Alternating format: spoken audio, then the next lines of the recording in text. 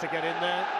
Hello, ladies and gentlemen. Vamos, Leeds, carajo. Leeds are back in action. Aston Villa away the game. The game has just kicked off underway. I have literally just sprinted home from work to get here for this. I am absolutely buzzing off my tits for this one. Beautiful save by Meslier. Leeds already in the thick of it. Already in the thick of it. Let me just get the score up for you now. The score on the door. What a save by Meslier that was. Aston Villa come again with another corner though. Aston Villa come again.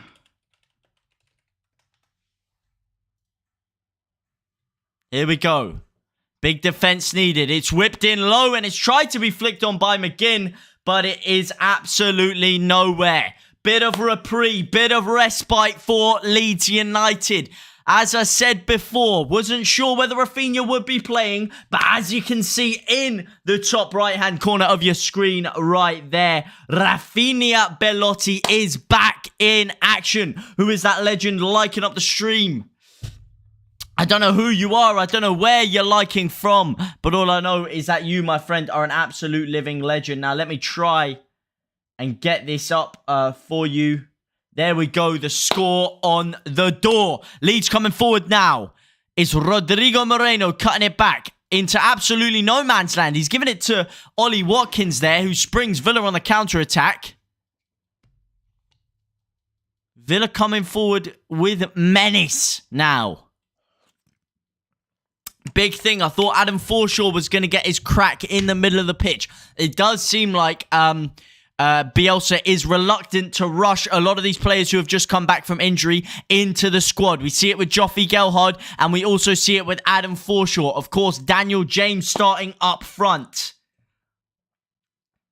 The stream's bitrate is higher than we recommend. Well, I hope that shouldn't be a problem, YouTube. Here we go. Jack Harrison now passing it back to Strike. Can I just hear from anyone in the chat if the audio/video is good? As long as it's smooth, we are good to go. Let me just try and check this out. Seems all good on my end. Josh McGinn now. McGinn-iesta. A lot of people calling him. I'm here, boy. Let's go, Pablo Escobar. My man. How are you on this fine Tuesday evening? Come on, Leeds. 3 points are massive. No favours yesterday with Newcastle crawling their way out of the relegation zone. We are good to go. We are good to go indeed. I tell you, so far, Leeds are not good to go. Villa really dominating the opening exchanges here. Matty Cash comes in. And he whips it across. No one's there to clear it in the end. Rafinha's the first man back to get it away. Terrible defending by Leeds there. Terrible defending as we hit 4. Oh, god damn likes. I don't know who you are. I don't know where you're liking from. But all I know is that you, my friends, are absolute living legends. As Villa come forward again here, this is really not a good start for Leeds. Not a good start for Leeds at all. Not a good start for Leeds at all.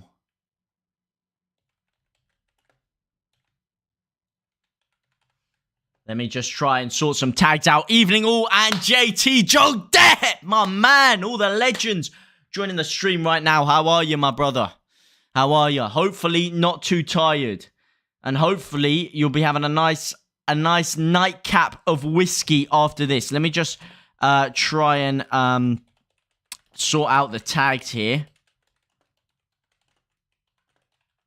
Villa again come forward with another corner.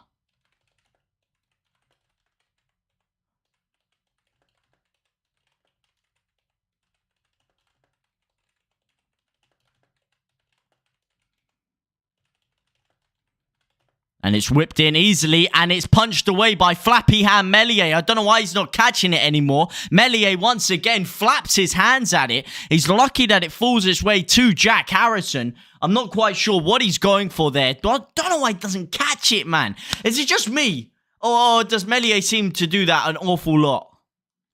Tottenham taking the lead against Southampton in one of the other earlier kickoffs of today. Bednarek scoring an own goal for the Saints. That's very good for Leeds. As Luke Ayling nutmegs Ollie Watkins. He comes charging forward now.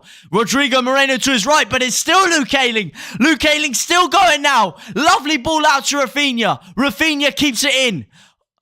Rafinha drilling it back.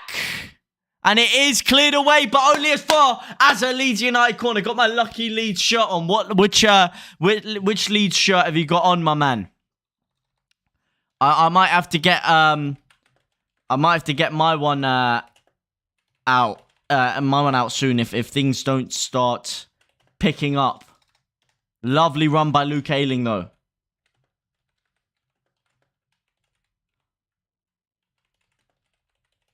All right, let me just get that going. The white one. The one from last year or the one from this year? I'm not sure. I think I actually prefer the home kit from last year, if I'm honest. I really like our away kit this year. Our away kit this year is definitely better than the green one, in my opinion. But the home kit, I think I got to say, man, that white and blue last year was just so peng. This season...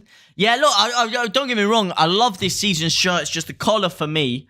I don't know. I've never been a massive fan of shirts with buttoned collars. You know what I mean? I like a nice circle neck, nice and tight there, for when I'm playing football. But what did you get, by the way? Did you go for the Premier League font or the club font? Because I do have to say, on that home kit, that club font is sexual. That like yellow one. I think it's yellow with the like special font. That looks sick. That looks really good. Especially with Rafinha engraved on the back. Oh, chef's kiss. Stuart Dallas sprays it forward now. This is looking a little bit better from Leeds. Leeds slowly starting to grow into the game. Easy. Yeah, the button do ruin it a bit. I got the club one. Yes.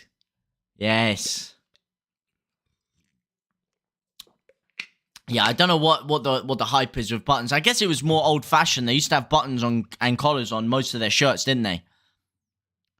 As Virgil van Strijk now gets it away. I've got to say, for me, Strijk is... I've got my lucky pants on, but I never score. Oh, man. I've got my lucky jockstrap on. As Rodrigo Moreno comes forward now, it's Dan James!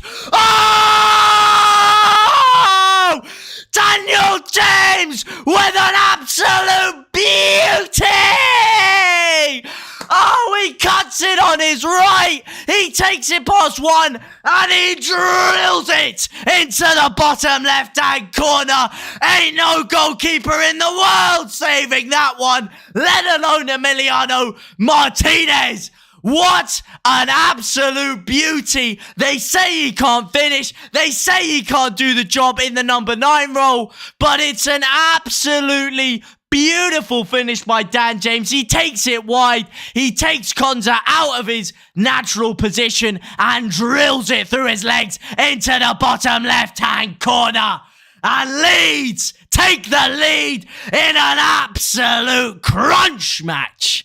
An absolute 6-pointer. If ever there was a 6-pointer, it's this game right here, right now. And Daniel James silences the critics with a beauty. Oh my God. What a guy. What a fit. The quality.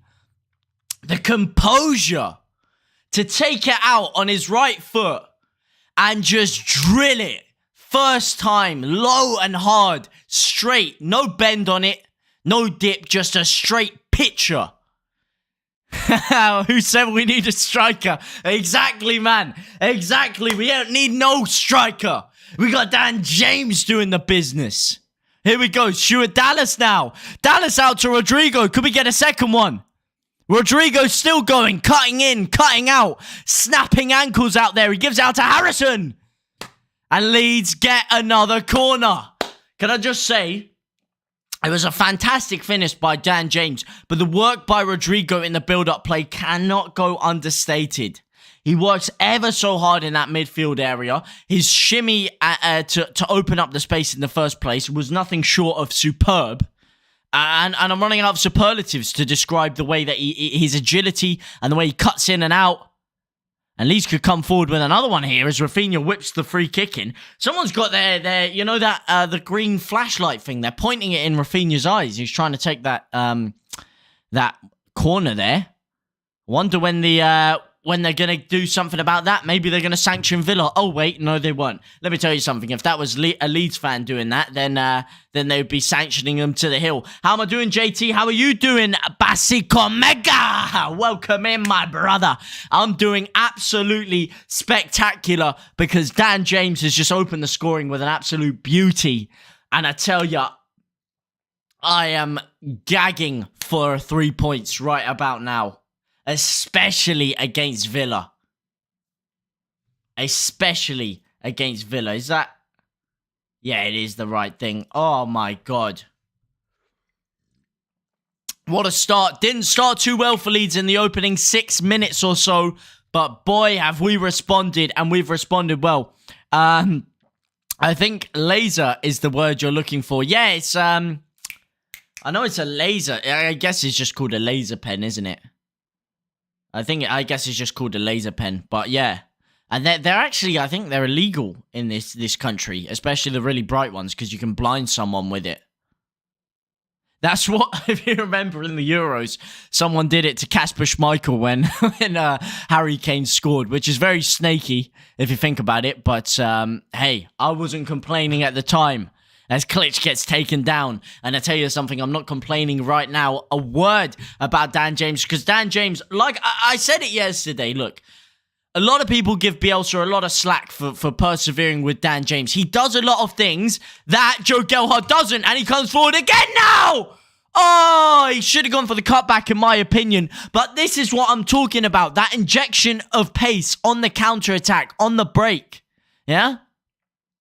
Dan James has been superb today, and everyone's always complaining, why is Joe Gelhardt not starting? Why is Dan James always being persevered with? It's because he does stuff off the ball that even Bamford doesn't do. That injection of pace, that little piece of dynamic movement, the pressing, yeah, and his hold-up play, actually very underrated. And again today, he is causing them nightmares back there with the runs he's making through.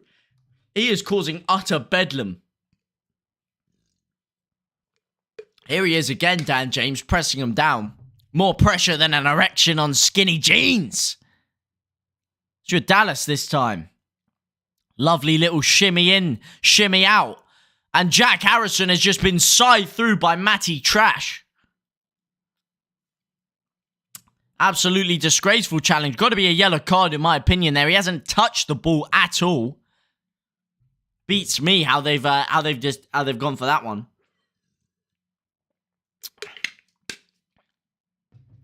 What do you guys think about Robin Koch in the midfield, by the way? For me, I think he does a good job there. I think he lacks a little bit of a radar, which you need to be a top midfielder. You know, he has a radar on him, but it's not pinpoint. You know, he's got a UAV up there, but he doesn't have a Blackbird. You know what I'm saying? There's limits to what he can see. It's not like an Adam Forshaw, especially a Calvin Phillips, who knows exactly what's going on around them 100% of the time, 110% of the time. He knows absolutely everything going on in the pitch. Plus, I think we miss him in that centre-half position. I really do think we do. Dan James, again, making a lovely run there. Instead, the ball, he opts to go for Rafinha. But Dan James is really, really, really starting off well here. Someone who isn't starting off well is Tyrone Mings. He looks very flat-footed. He looks like a fridge on wheels right now, to be honest. He's getting carved open. And look at this pressure by Dan James. That's what I'm talking about, baby.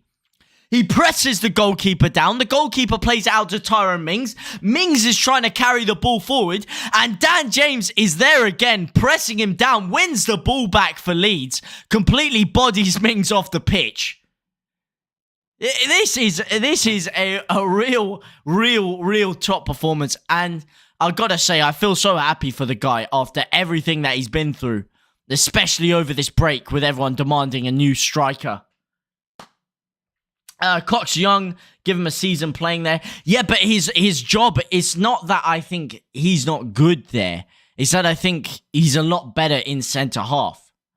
I don't think that it's like a long-term plan to move Cock into CDM. I think it's just a, you know, if the shoe fits kind of thing. You know, where we need someone playing there. He can feature there. We've seen it with Stroik a lot having to go into CDM.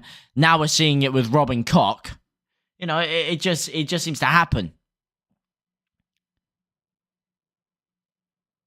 As Konza tries to bring the ball forward. McGinn Esther getting pressured by Koch. Speaking of Koch, by the way, he's in that centre-forward position right now. He's in the centre-forward position, and he's meant to be our CDM. He is running everywhere today.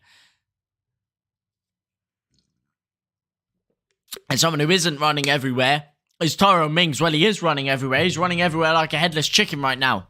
Rodrigo Moreno has his number in that centre of the park. And Tyrone Mings is getting extremely frustrated right now. And as the Villa captain, that's perfect for Leeds. Keep it like this. Look, if we can grab another goal, perfect. You know what? We have a bit of dominance. We're playing. They're playing into our hands right now. So if we can grab another goal in the next 30 minutes or so, perfect. But right now, don't do anything stupid. Don't do anything reckless at the back, and let them help us. Let them be the victims, or rather the masters of their own demise. Because right now, they've lost their heads, Villa. They're playing very rash, very recklessly. And all we have to do is take our time, pick our punches. You know, if you're boxing someone, you don't just go bang, bang, bang. You know, you pick your punches. You take your time. You sort them out. We need another goal cushion. Then I can crack a beer. We could be getting that goal cushion right now as Klitsch plays it through to Dan James. Dan James standing up his man on the left. Still Dan James coming into the box. He whips it in. Oh, and Rodrigo Moreno at the back stick, almost getting his head on it. I believe Luca Digne's flicked it behind. I'm not sure if it's going to be a goal kick or not. Lovely hold-up play by Dan James there. And I don't know why they're calling for a foul. Click has put him down. But I tell you something, if that went in, I'd have been cracking a beer myself, my man. That is a corner kick, though. Let's see what happens. Yeah, that's a corner kick. He's complaining that Rodrigo's headed him in the back of the head, but no. Pick two out of Koch, Stroik, Llorente, and playing two centre-backs. I'd go with Koch and Stroik, man. I'd go with Koch and Stroik. If I had to pick just two right now, no digs to Llorente, but I think Stroik's our best centre-half, and I think Robin Koch's our second best centre-half. And hey, I'd like to see them in a 3. Or even, you know, because Llorente is so good on the ball, I'd like to see him in the CDM role even. You know, when he has a bit... he doesn't have the physicality of a Robin Koch, but he has a little bit more going for him on the ball. And if he has someone sat behind him, because look, what we see with Llorente a lot is he tends to get dragged out of position and then he ends up giving away a needless foul. I mean, look at the 2 set pieces we conceded against Burnley and against Newcastle. Gets dragged out of position, gives away a needless foul, and we concede the free kick. If he's in the CDM role and he has someone sat behind him, then a different story. Always said James is the GOAT. Mate, hey, look, you guys can go back on some of these old things. I've been saying, look, don't get me wrong, that Newcastle game was appalling. It was. The chances he was missing was honestly disgraceful. If I'm honest, it was one of the worst things I've ever seen. But he's kept his head up and he keeps working. The one thing that you can never discredit Dan James on is his ability to work hard, is the pressing, the dynamism in his game, his hold-up play, his ability to link others into the game and interchange them. And on the ball today, his quality, he's had so much more confidence taking players on. Other games, he seems hesitant to take players on. Today, he's standing them up with a swagger to him. I think we have this one. Hey, look, how many times have we said that before? How many times have we been dominating a side, not given that extra cushion, like Pablo said, or not got that extra cushion, and we've ended up just giving it away with some stupidness in the second half, you know? Mateusz Klitsch coming forward this time.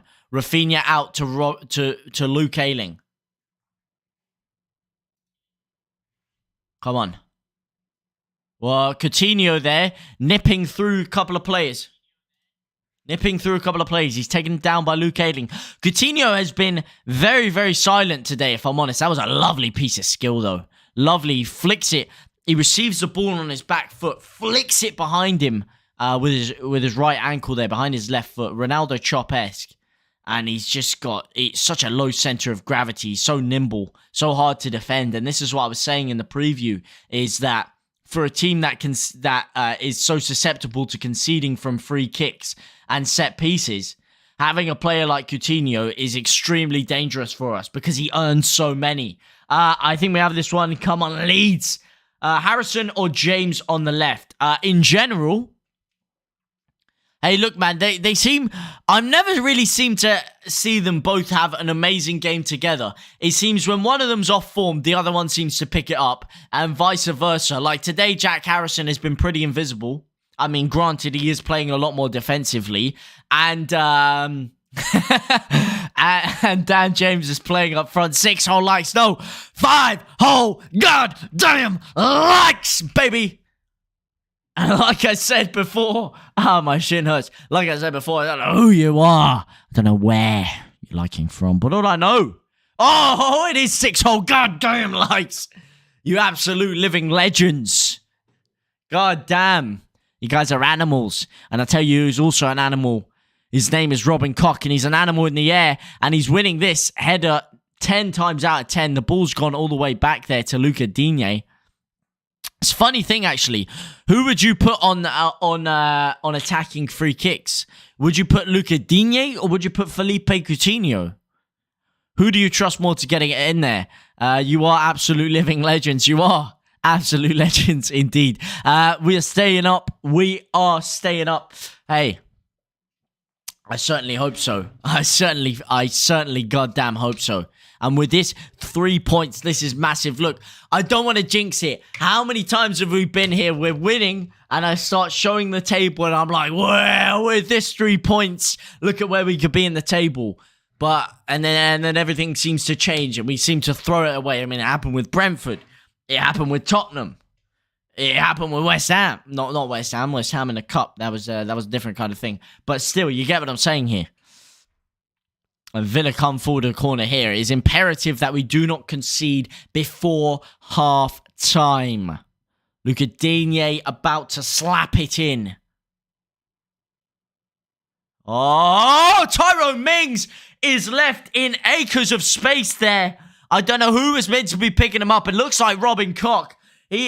I don't know, has he not showered for a few days? Because everyone's just left Tyrone Mings alone. No one wanted to be within 5 yards of him. And it's Llorente losing his man there. Tyrone Mings with a free header, and it whistles past the post. Whistles. I know it might not be flavour of the month, but glad Somerville played a blinder the other night. Keep banging on that door. Absolutely, man. I love Somerville. I'm so happy he didn't go. I was gutted at the thought of us losing him. Him for Minamino, for me, was never a good swap. I'd much rather have kept Somerville. As Ramsey comes forward now and is cleared away. But like I was saying, no, Somerville, yeah, he hasn't got a lot of game time, but that's just because he's not going to get in over Rafinha. Dan James now is performing very well. He's had a cracking game. Can you take him out of the side for Somerville? Not really. Jack Harrison scored a hat-trick the other day against West Ham. He's coming into some form. It's just hard for him to get game time because the one position we actually have an abundance of players in right now is the wing position, which is where Somerville plays. So it's just hard for him to get game time. It's no problem with him. But like you say, I'm very happy for him getting those goals. He will.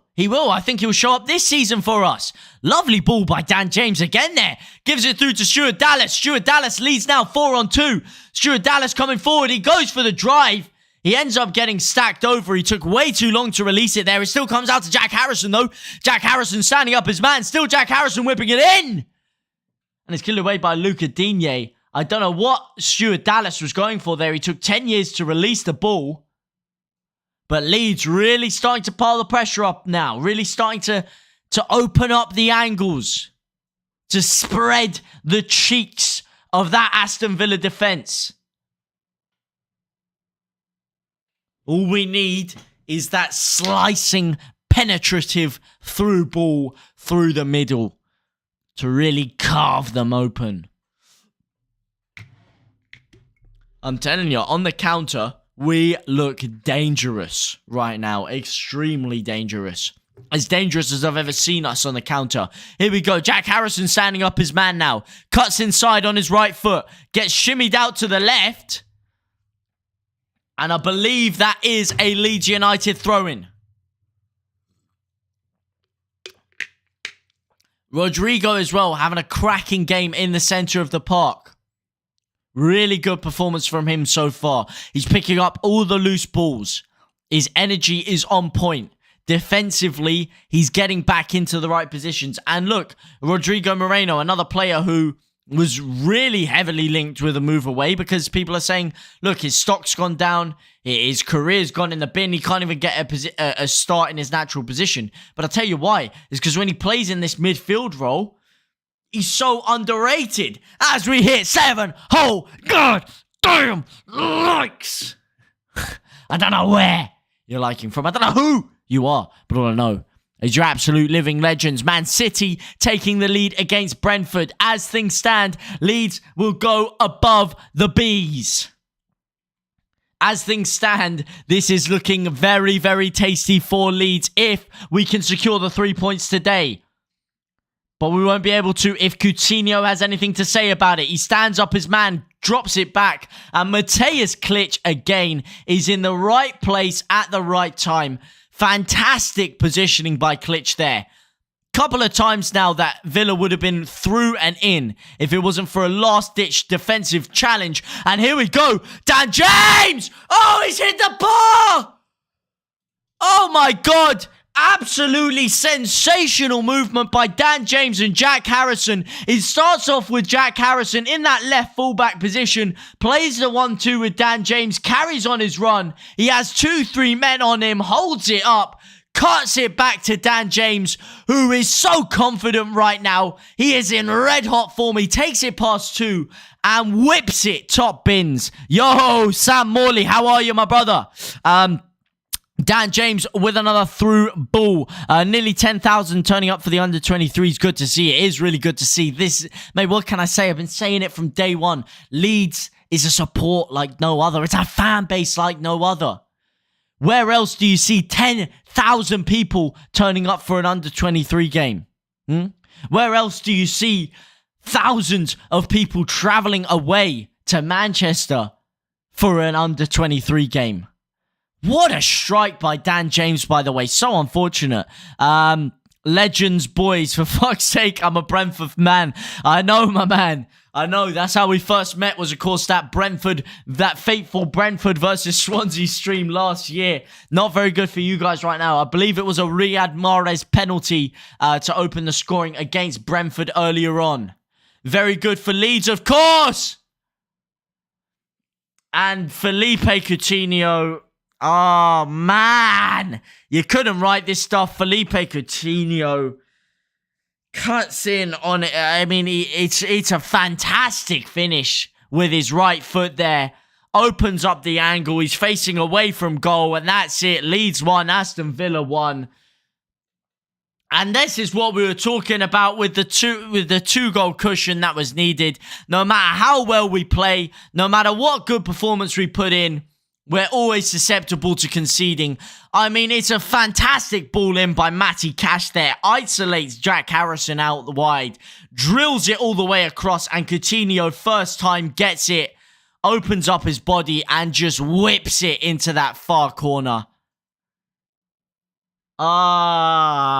James wants to show his worth up front and get that hat-trick in, bro. We need him to get that hat-trick in. We go so close to opening up to the scoring 2, or rather getting the double and giving ourselves a little bit of a cushion.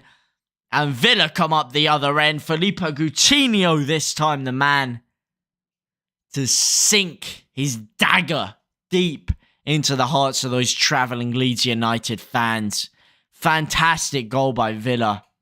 But susceptible defending once again by Leeds.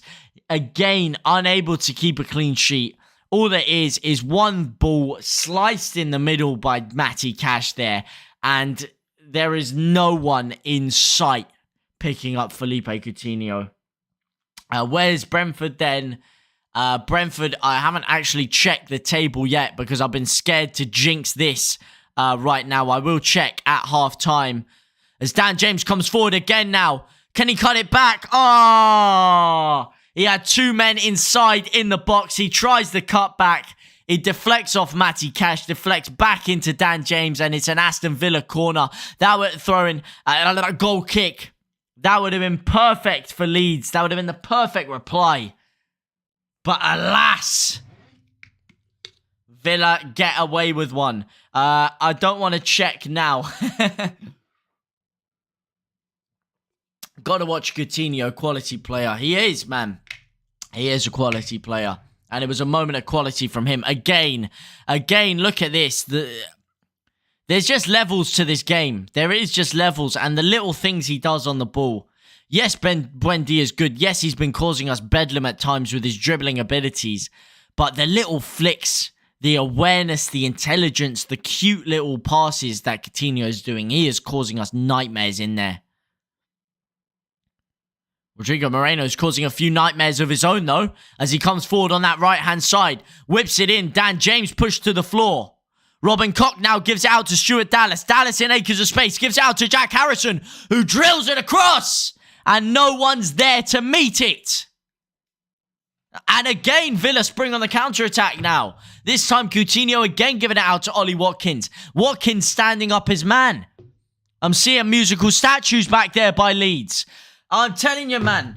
I don't know what's going on with that Leeds defence, but they're playing a game of musical statues. I've seen more movement in a still image. I've seen more movement in Gone Off Milk. I've seen more fluidity in a brick of ice.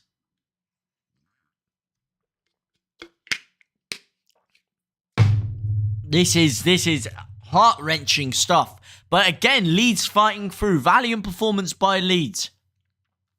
This has been a cracking game. If you're a neutral watching this, you are absolutely loving it. If you're a Leeds fan, I mean, you're loving parts of our performance. You're loving parts. And look, defensively, it was poor. It was a lovely piece of play on the right-hand side by Villa. No one picking up Coutinho in the middle, but once he gets the ball, there is nothing anyone could do about that. And that was just a touch of quality. And sometimes you've got to put your hands up and say, look, when the touch is that good, when the finish is that good, there's very little you can do. And you just have to accept it. But it is annoying that we gave him that much space. But still, a valiant performance nonetheless. Leeds still fighting in. Llorente now is fighting through a knee injury, it looks like. He looks to be in some serious discomfort there. I'm not sure what exactly's happened. He's on the floor now. Ollie Watkins goes in. And, oh, it looks like he stood on his ankle awkwardly there. It looks like he's been on his thing. It's a hard graft being a Leeds fan, bro, but I wouldn't have it any other way. Hey, I feel you, man. I feel you. I really do feel you. Oh, man. Oh, they're showing that Dan James strike again. Fantastic strike. Beautiful strike.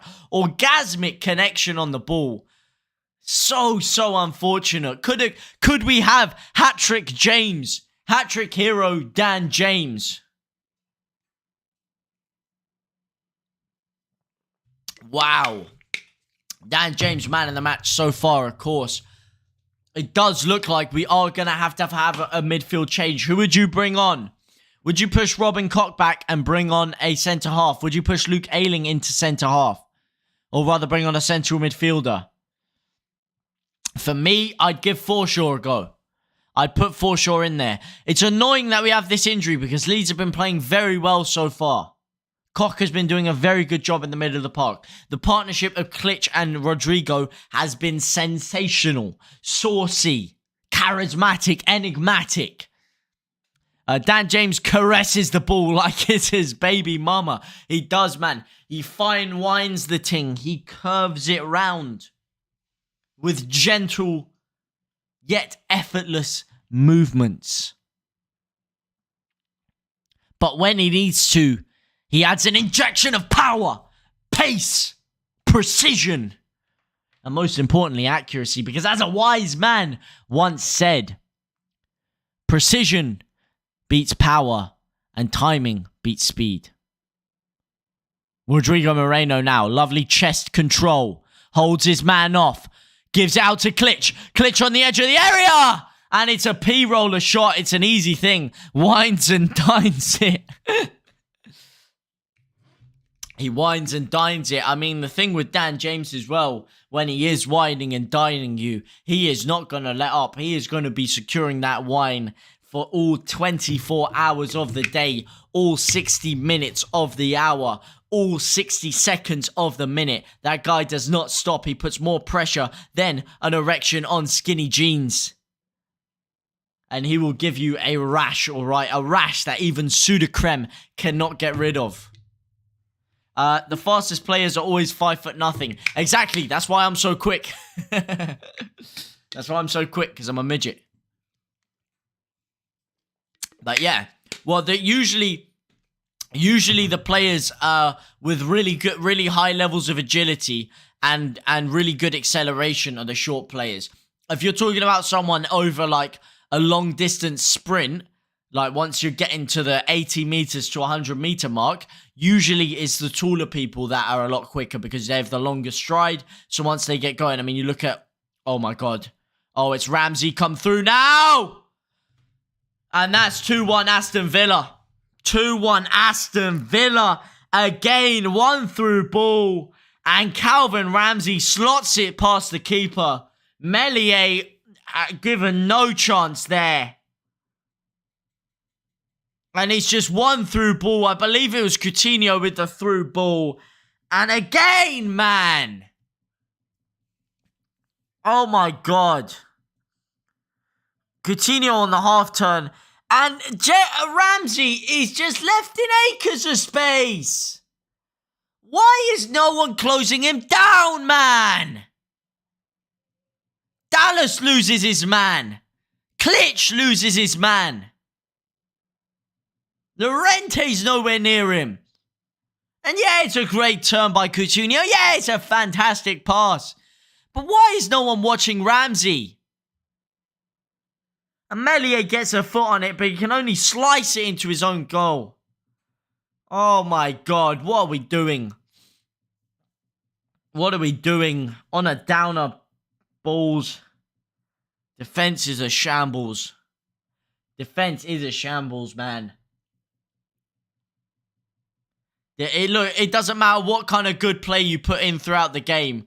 If you're going to be this open and this susceptible in the counter-attack, I mean, it's all Coutinho. Coutinho is having a field day today.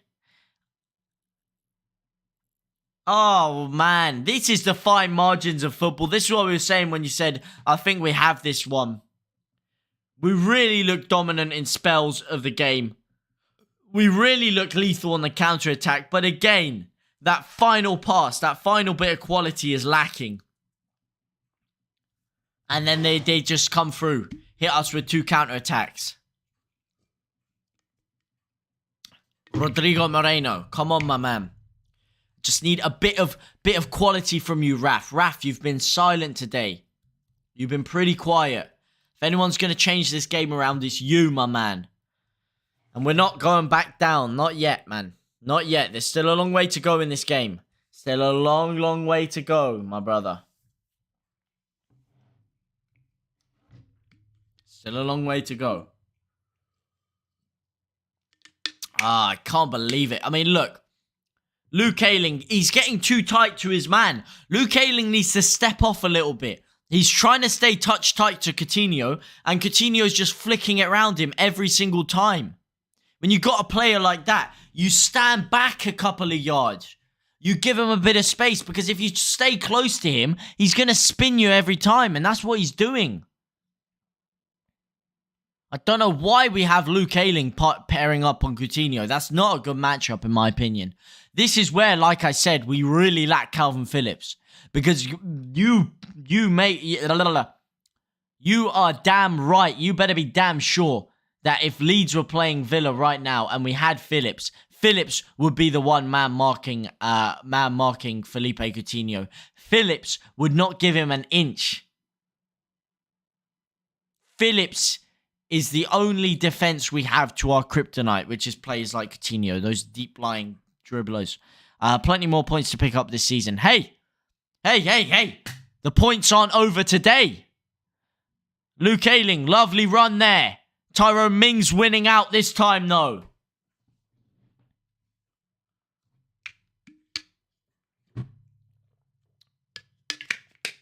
Both players two-footing in there.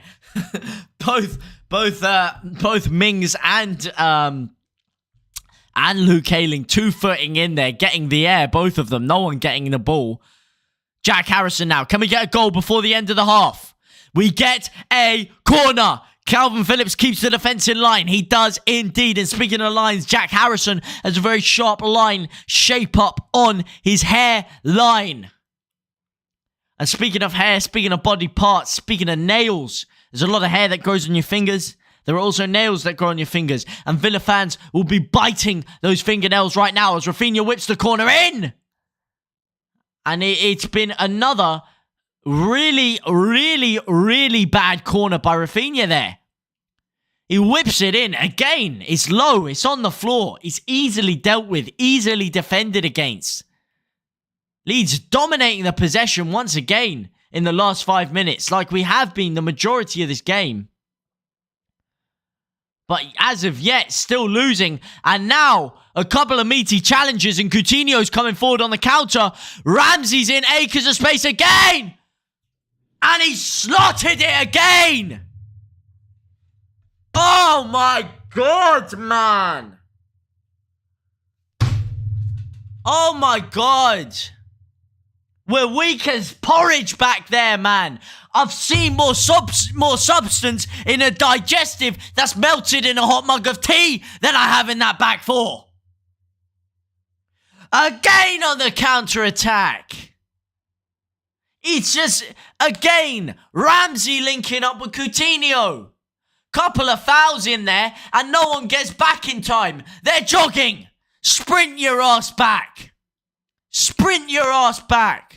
No, they managed to get a 4-on-3 situation, and again it's Coutinho in the middle. The architect of Leeds' downfall once more. Sprays it out to Ramsey. And Ramsey, he's had 2 chances today, and he's been clinical with both of them. But how is no one picking up Ramsey? Both goals, Ramsey is left unmarked. Acres of space. He could get 3 5-meter rulers around him and put them on his torso. North, east, south, and west. And ain't nobody gonna be touching them. Ain't nobody gonna be anywhere near him. Calvin Phillips keeps the defense in line, like you said. This defense is not in line at all. This defense is about as in line as a twisty-turvy roller coaster. This defense is about as in line as a Richter scale depictor.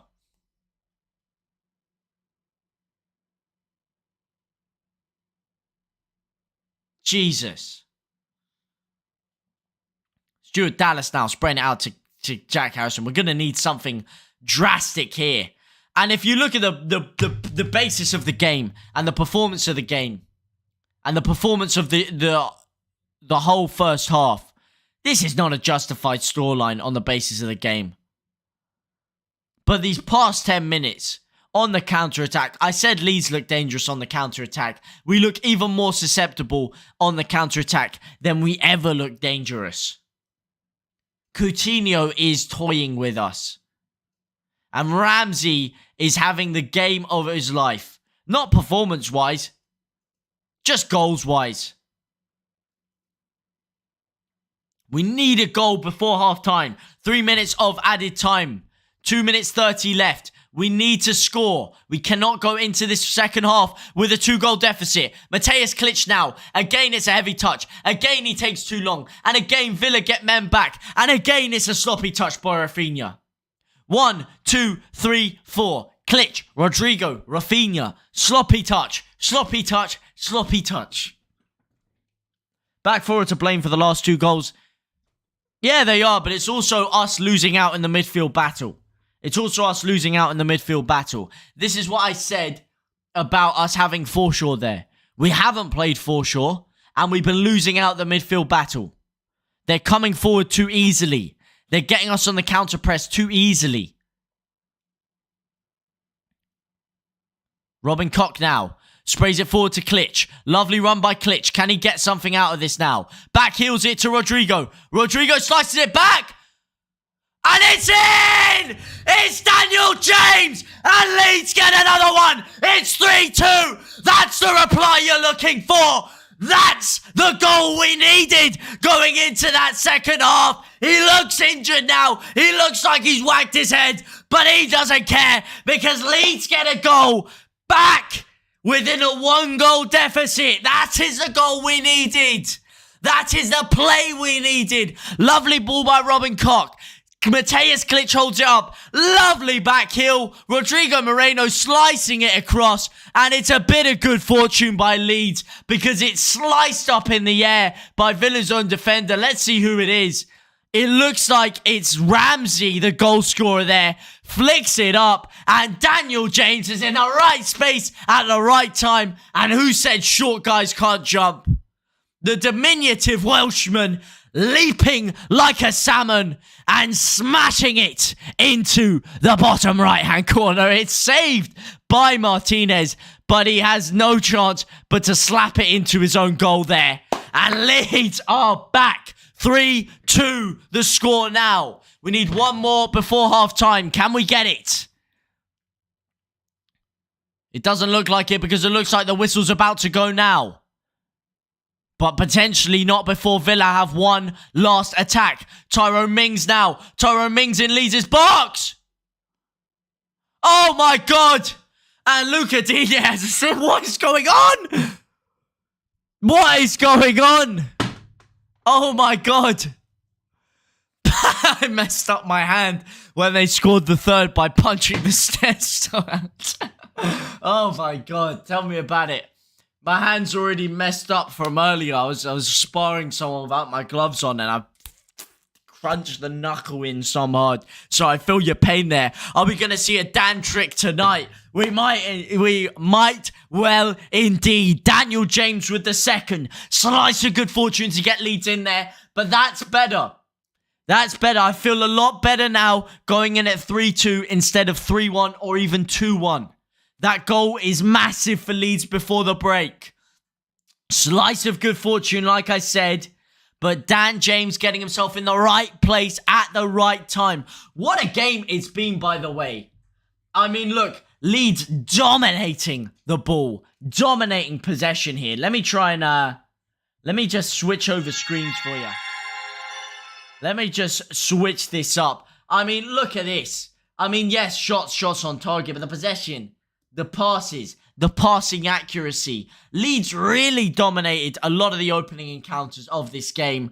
It's just, there was that 10-minute spell there, especially after Coutinho got his first goal. I'd say not even then, because that was just one-off counter. I'd say from around the 35th to the 45th minute, Villa were just coming forward with ease, catching us on the counter after counter after counter. And Coutinho was having a field day. And like it said, we were all punching stairs. Is that James's fourth goal this season with bad clinicality? It is James's fourth goal this season. And hey, he could have been on for a hat-trick if he hadn't hit the crossbar. What a strike that was. He's looked very, very clinical today. I'll tell you that much. And that last goal there, that is the movement and the positioning of an elite striker. He gambled. He got himself in between the two centre-halves. Two centre-halves that, I mean, completely outstaturize him. You know, they make him look even smaller than he already is. Two colossus centre-halves in Tyrone Mings and Konza. A crossbar 3 times. What do you mean crossbar 3 times? He hit the crossbar once today. I mean, maybe he's probably hit the crossbar 3 times in his Leeds career, hasn't he? I think I remember him hitting the crossbar against... Did he hit it against... No, he didn't hit against Burnley. But now that you say it, it does ring a bell. But no, I mean, fantastic performance by Dan James. I mean, for me, so far, he is my man of the match. I don't know about you guys, who you guys would put on. I hope he's not badly injured, because when he did score that goal there, he did smash the back of his head on someone. I think it was Tyrone Mings headed him in the side of the head, and he was lying down in some discomfort. So I hope for his sake and for our sake, he can carry on. Didn't he hit it 3 times today? No, he didn't hit the bar 3 times. Unless if I've got Delali and I'm not seeing this. He hit the bar once. He hit the bar once. And he would have scored 3 times, that's for sure. Let's have a little look at the other games really quickly. Brentford losing to City, which is good for us. Norwich beating Palace, which is not good for us. We want a draw in this game. Who scored the goal for Norwich? It is Timu Puki. This is not good at all. This is not good news. We need a draw in this game big time. Norwich, of course, climbing their way up the table. I mean, Palace, we can easily catch Palace, so it's good for us in that sense. But I'd much rather a draw. I'd feel a lot more comfortable with that. This, I'm very happy with. Very, very happy. Hopefully, City can get another goal and really push Brentford down. Tottenham, Southampton. Unfortunately, Southampton getting an equaliser. I'd really like it if Tottenham put Southampton to the cleaners, because again, another side very, very close to Leeds. But the big game of the day, I mean, wow, what a first half that was. The 3-2 doesn't even do it justice. This has been an end-to-end thriller. It has been counter-attack after counter-attack after counter-attack. Neither side really looking like they're defending very well at all. I mean, Villa defending better than Leeds. But that's not saying much, because Leeds have been porous defensively there, despite starting 3 centre-halves, which is what I said. I think we do miss Robin Koch in that central centre-back position, and we really definitely miss Calvin Phillips in that CDM role. But who would you guys bring on for Phillips? Look at this. They're now on 29.7 point swing. If we win today, if we are to come back and win, we will go within 1 point of Villa. It's imperative we get the win. If was at least 2. What, the crossbar? I really don't recall him hitting it twice, to be honest. But who would you guys bring on? First of all, who's your man of the match so far? For me, I think it goes, doesn't need explaining. Daniel James, any day of the week. Not even just the goals. The link-up play with Harrison, especially on that left-hand side, has been sublime. Harrison usually picking up the ball from this area, taking it forward, playing the 1-2s with Dan James out there. Played one, he had the ball here, flicks it to Dan James here, gets it back, carries on, shimmies out his man, plays it to Dan James, and that was the one where he hit the crossbar there. But the link-up play between those two has been sensational. So dynamic. So much cutting edge between them. I've watched it back to 20 if you count the Martinez one. If you count the Martinez one. Oh, what? Where it kind of like ricochets onto the post or the bar. I think it kind of rings a bell. You might be right there, mate. You might be right. But yeah, who would you guys bring on? I don't have the enhanced player on right now to rewind it to 20 minutes. But, like I said, man, who would you guys bring on in the second half? For me, I think I've got to go for Forshaw. I want to see Forshaw in there. I want him to shore up the midfield. Drop Pock back and have clickbait in the middle. Nah, I don't think... The way this game is going, I don't think bait is the game for bait. It's the game for Forshaw is what it is. I think we need more assurance. I think going forward, we're all right. And I think, yes, bait has a lot to offer going forward. And I think maybe if you want to take Klitsch off a little bit later and put bait on for him, I understand that. But I think a defensive midfield pairing of bait and Klitsch is too offensive, especially with the way that they've been coming forward right now. Martinez just after their first and almost screamer. Yeah, I'll see it after. I believe you, man. I believe you. I don't recall it myself. Well, I didn't recall it. Now it's kind of ringing a bell a bit.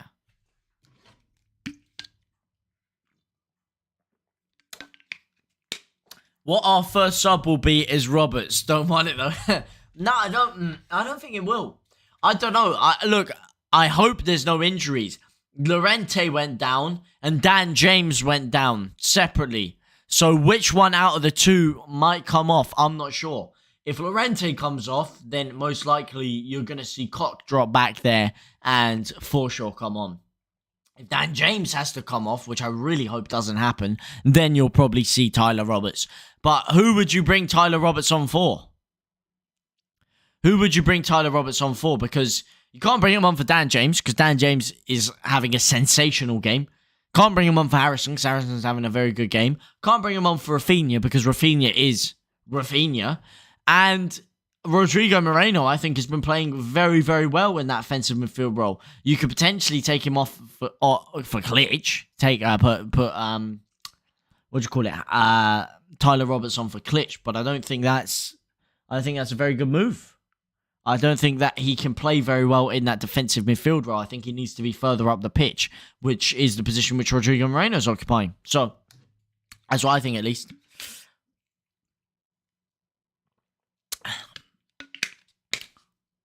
I am going to quickly go and grab a glass of water. The second half is starting in 3 minutes. I'll be back in a minute. Don't go anywhere, my boys. Bang, bang, bang.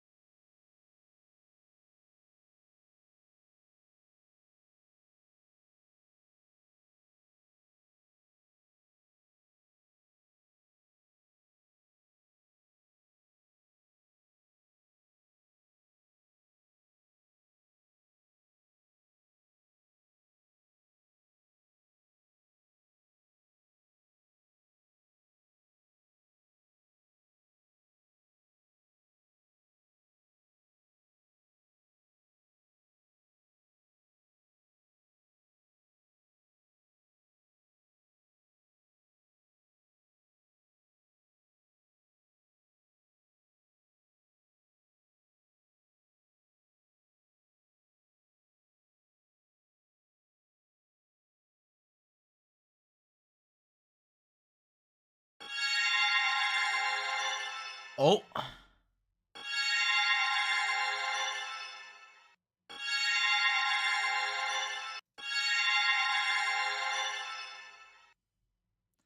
Vamos a la carajo! We return, my man! Moreno or Roberts. I hope that goes in. It does. Okay, I had a glimmer of hope for the second or two that Rangers would finish top of the table today.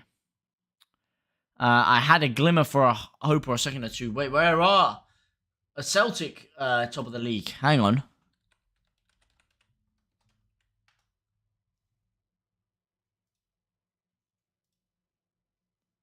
It's only match day 2 of 20 of the thing.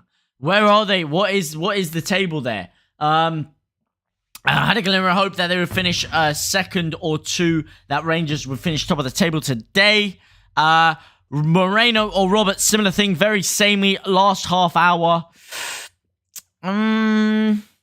Joffy for Moreno if we still need that goal, and drop James deeper so he can run through the middle. Nah, I don't know, man. I don't get why everyone gets on Moreno's back so much, man. Rodrigo Moreno has had a very good game today. I think he's played better than Klitsch, in my opinion. I think on the ball, he's been really, really good. It was his ball across that got us the goal there. His movement's been great. I think he's had a really good game in there, man. I think he's had a really good game. I think on the ball, he's been opening up the angles. The same thing Coutinho's doing when people are getting touched tight to him, and he's opening up the spaces with little intricate movements. Rodrigo's been doing that all game, and the second half is now underway. Let me just get this back here. Moreno moments, drop James deeper so he can run at them through the middle. Put James in attacking midfield and put Joe Gelhardt on. We back, baby, we back indeed. In the space of 2 minutes, we went from second to first and then back to second. Peak. Was Celtic losing or something? Was Celtic losing? Rangers 1 point behind top.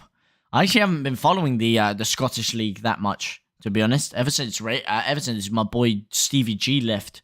And hopefully Stevie G is going to leave tonight with a big sore bruise in his ego after Leeds absolutely slap him by.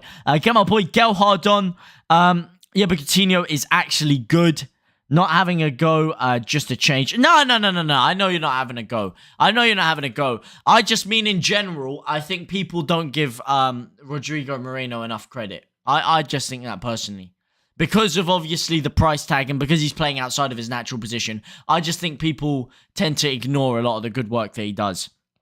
But I 100% see what you're saying. I mean, getting Joffy on is good, but right now, Dan James is playing too well up front, in my opinion. Maybe we could push him deeper, as you said, or put him on the wing for Jack Harrison. But Coutinho is actually good. Coutinho is better than good. He is top draw. And you can see Buendia is a player who's very, very good and is in top form. But there's levels to this game. The little things that Coutinho does, the little shimmies, the little angles he crafts open, that's what's costing Leeds. And that is what only very, very few players in the world have. They begin to draw. Who begin to draw? We need a draw. Who leads? Leeds need at least a draw. Ninja Zinks. We need at least a draw. I really want all 3 points because Newcastle, as things stand, are just 4 points behind us. We need all 3 points as we hit 8 whole goddamn likes. I don't know who you are. I don't know where you're liking from, but all I know is you're absolute living legends, much like the living legend Matthias Klitsch, who sprays it out to Jack Harrison. Jack Harrison standing up Ollie Watkins. He's still got the ball now. Slows it down and gives it back to Dallas. It's still Jack Harrison on the edge of the area, though. Gives it back to Robin Koch. Leeds really starting to pile the pressure on now. Leeds coming forward once more. Rodrigo Moreno whipping it into Dan James. And it's cleared away, only as far as Jack Harrison, though. Leeds with a 6-on-5 build-up right now. And it's Dallas with the shot. And it's deflected. And the sting is taken out of the shot. And it's easily caught by Martinez. I I can see Dan James scoring very soon. It's coming, boys. It is indeed. That's what I'm talking about. Vamos, Leeds, carajo. Vamos, Dan James, carajo. Dan James certainly has the carajo, the cojones. He has it all right now. He is ice cool in front of goal, and you can feel it coming. That's what I want to see. I want to see some ones in the goddamn chat. If you can feel Dan James's hat-trick pending every second that ticks on. Celtic began to draw, putting Rangers top. And they came back. Legends, this is a game where we need a 4-2-4. This is a game where right now it looks like we need a 6-2-2. We need as many defenders as we can get back because, I mean, the way we defended at the end of that first half was absolutely despicable. James, Gelhardt, both up top. Hey, if needs must later on in the half, yes, I mean, I'm not against that. I think what would happen is Dan James would either go out wide or he'd drop into the midfield role. Because the way we play, we wouldn't just stick two orthodox strikers up there. They kind of interchange a bit more. We need a miracle. We do need a miracle. We do. And speaking of someone who can get miracles, and speaking of a debate I brought up earlier, would you put Coutinho on the set piece or would you put Luca Digne on the set piece? It looks like they're putting Luca Digne on this free kick now. Or Douglas Luiz, who's stepping up surprisingly, but I think it is going to be Luca Digne who whips it in. It isn't, and it's Douglas Luiz who whips it. He gives it back to Luca Digne. And that's a lovely set-piece plan there. Double run over, and then Luca Digne runs out wide, and Luiz tries to slice it to him. Ayling was aware to it, though, or rather, Jack Harrison was aware to it. He was quick to the ball, and that's a fantastic interception by Jack Harrison. We need a miracle. We need a Dallas or Harrison screamer. Or a Dan James screamer. He almost scored a screamer earlier. Don't count my boy out. Digne all day. Logan is saying 4-4-2. Good lad. 4-4-fucking-2. Oh my god. And it's whipped in by Esther this time. And it is cleared away. Leeds with the goal kick, but we've strung it straight out to Stuart Dallas. Stuart Dallas steps out his man. And he gets a throw in for his hard work. Or James in the false 9 attacking mid. Overlapping Gelhardt if need due to his pace. Yeah, look, I think if you fancy a 4-4-2, who doesn't fancy a cheeky bit of 4-4-2 every now and again? But I just don't see Bielsa doing that. I'm not exactly 100% obliged to it. I don't see Bielsa compromising the way he likes to play for that. As we hit 9 whole god damn likes. Wow, thank you guys so much. Your support is nothing short of mesmerizing today, you absolute beasts. It's a posh Argentinian 4-4-2 is a 4-2-4. Yeah. Bit of caveat on there. Palace equalizer. Palace equalized. Oh yes. Vamos carajo. All we need now is Leeds to equalize, and then Leeds to score another. Leeds starting off this second half very, very well. But we started off and played the majority of the first half very well indeed as well. And look how that ended out for us. Rodrigo Moreno out to Stuart Dallas. Dallas to Harrison, who tries to flick it back on his man, but he loses out. The one and only Wilfred Zaha. Oh, hang on a second. Rafinha! Oh, lovely through ball. The sauce there. Rafinha drops down, squats a little bit, touches it with the shoulder, flicks it on and goes for the volley and absolutely shanks it. Something Bill Shankly would be proud of that one. Shanks it like a trapper in a London nightclub. But, like you're saying with Wilfred Zaha, not exactly a prolific goal scorer, is he? Wilfred Zaha, he can never seem to break that double digits of goals in a season. Yes, he's had injury problems, but what level is he? Do you think he's a top 6 player? Do you think he's a top 4 player? Because he's always linked with Mooth's 2 top 6 clubs. But do you think he's at that level? Or do you think you know, he has a bit of quality in the odd game, but he's not consistent enough. You know, that's a lot of criticism that's been leveled about him.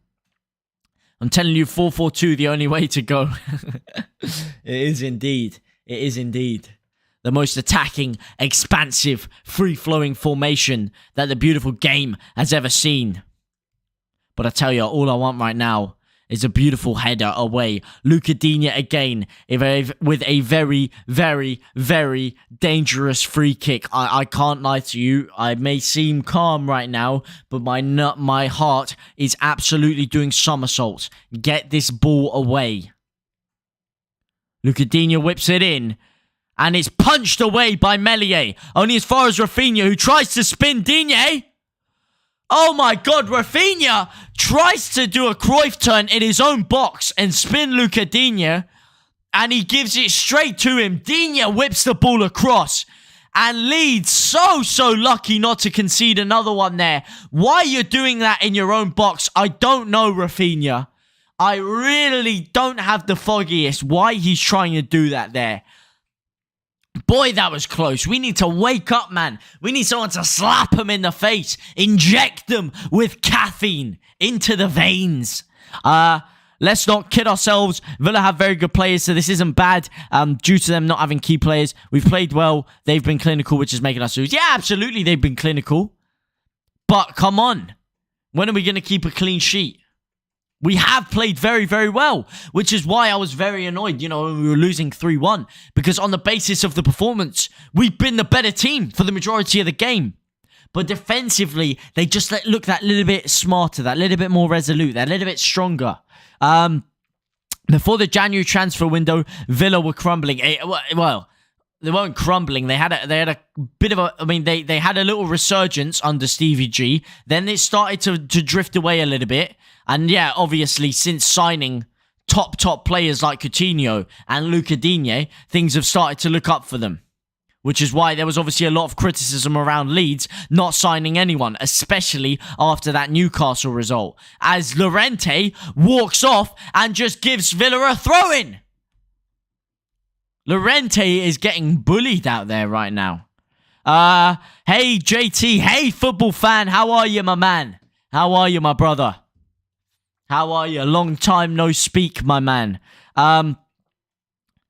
Would you take Calvin Ramsey as backup right back or left back? Oh my God. Oh my God. Oh, Stuart Dallas almost scoring an own goal there. As Coutinho once again twists and turns and pivots his way through that Leeds United defence.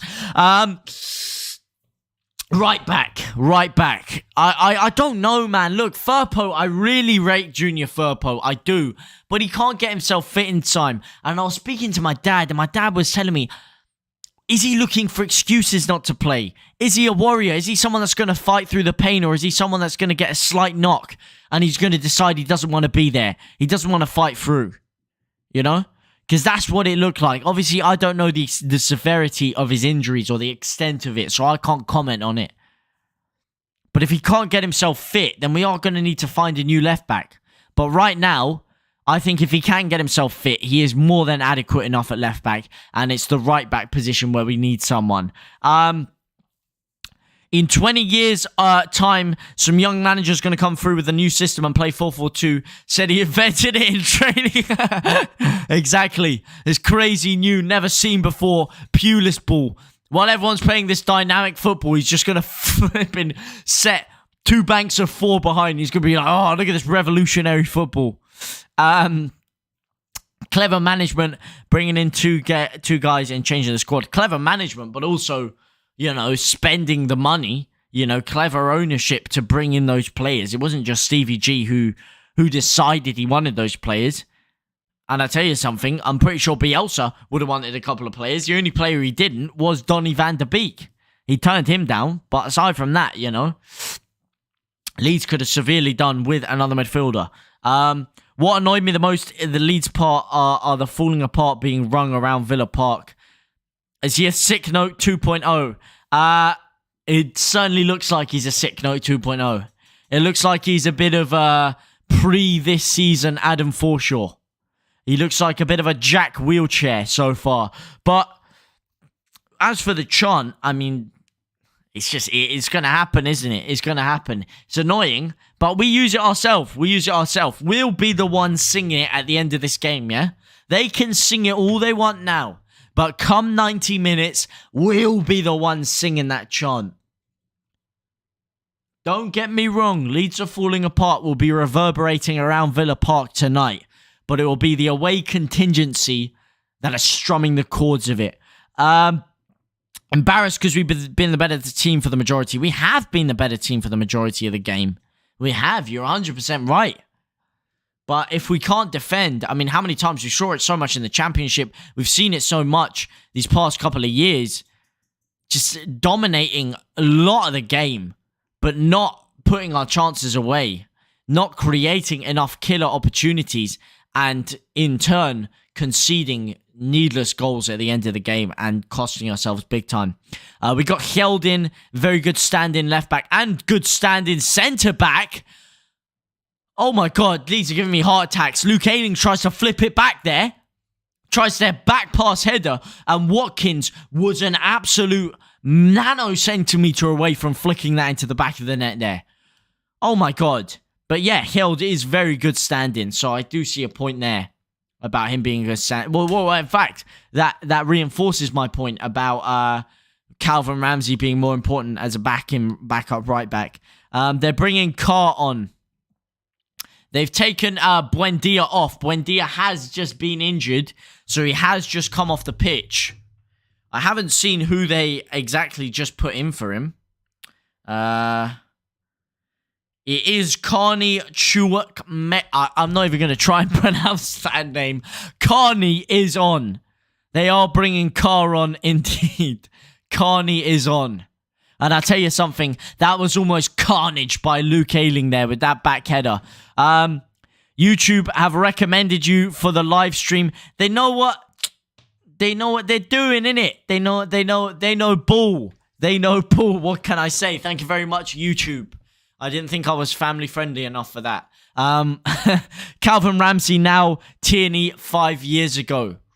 Ooh, that's a hot take right there. That is a hot take. Kieran Tierney was doing bits for Celtic before he signed for Arsenal. Doing absolute bits. And for Scotland in that centre-half role. So that's quite a big shout right there. What do you do on Twitch, brother? Mostly gaming. So if anyone is interested in gaming, I do have another channel.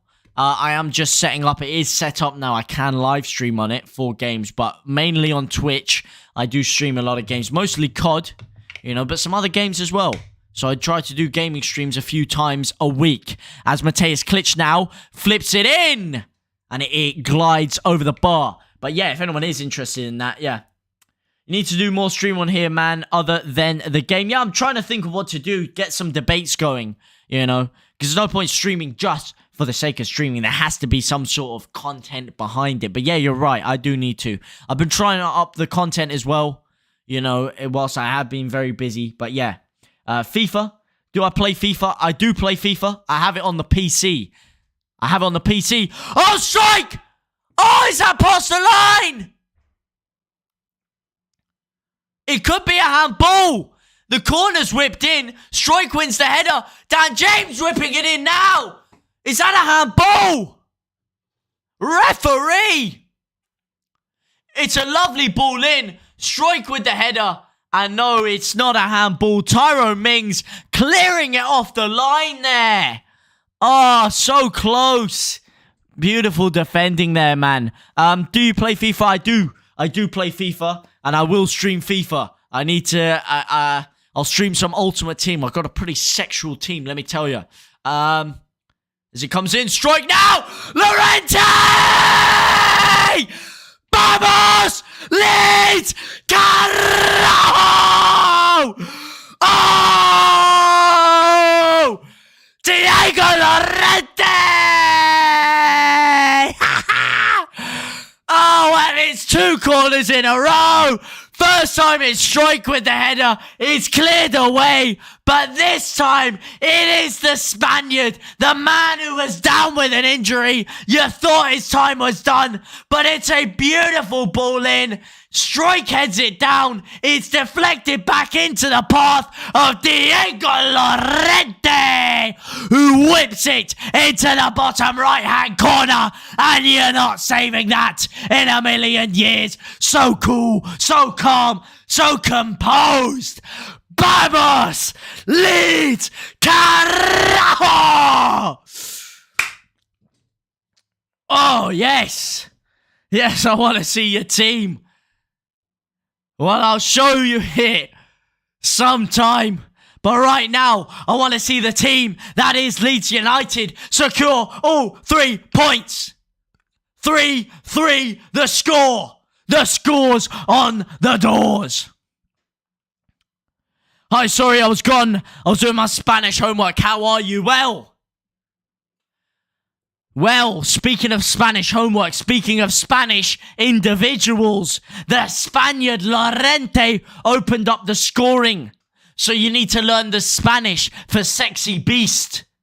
Because that is what Diego Llorente is. But yes, I will stream FIFA at some point. I've been playing a lot more COD recently, which I've been streaming, but FIFA will definitely be on the agenda. So check out the Twitch link in the description. Have a drink, bro. I will. I'll have some G Fuel. 10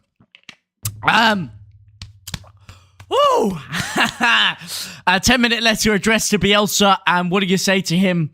How's that for a stream idea? I mean, I could give an hour-long letter to Bielsa. So yeah, that does sound like a fantastic idea, because aside from family members, I don't think I've ever loved a man as much as I love Marcelo Bielsa. Rafinha's coming close. Rafinha is coming close, but Marcelo Bielsa, oh my God, what a man. Your throat's getting killed. It is indeed. It is indeed. All I want now is a winner and Aberdeen equaliser versus Celtic to be perfect. Oh, man, I tell you, if we get a winner today, I will knee slide around this room like nobody's business. I will take my top off, throw milk over my naked body, and knee slide through the streets. I don't care how bad my knees are going to get mashed up trying to knee slide on that concrete, but I will knee slide through the streets of Manchester with my Leeds United shirt on, draped over my victorious skin. Your throat's getting killed. Perfect timing, lol.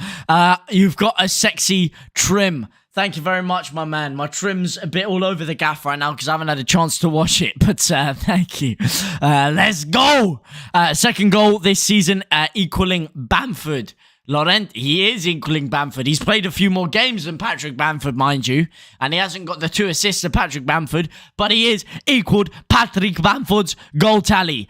Sponsor for today is G Fuel. Hey, I'd love it if they sponsored me, because I'm actually spending quite a bit of that green cashola on them. So, hey Gamma Fuel, my brothers.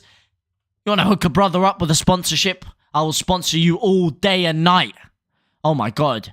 Leeds players falling on their arse. Oh my days.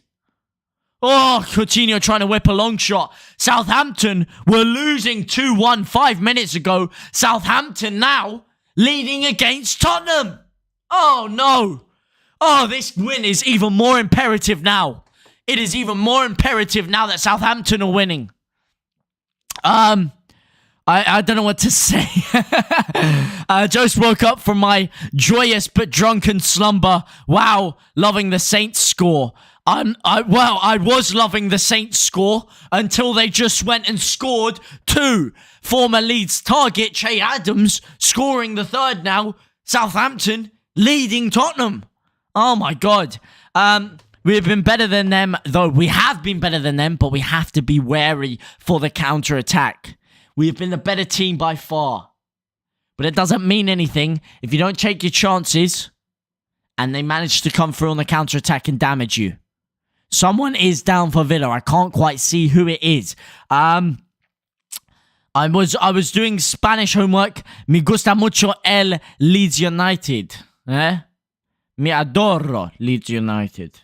I'll knee slide through Villa Park. Yeah, I'll break my way into Villa Park just to knee slide on the pitch. James X James link up. Don't do that, bro. You get recommended again. I'll get recommended again. Hashtag El Loco Spam.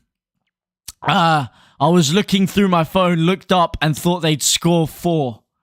Thought who'd score 4. And what do you mean don't do that? The milk on the naked body. I did mean half naked, by the way. I wouldn't be getting my my Johnson out on camera, that's for sure. I mean, fair play to Johnson & Johnson and all. And their baby powder. Pretty good stuff, but not really interested in that line of work. As we hit 12 whole goddamn likes. I don't know who you are, I don't know where you're liking from, but you 12 fine specimenos are absolute living legends. I was looking for my foot. I'll hang glide on a Dorito. Villa scoring their 4th. What? Don't do that. You'll get recommended for prison. I'll join Prison FC. Fuck's sake.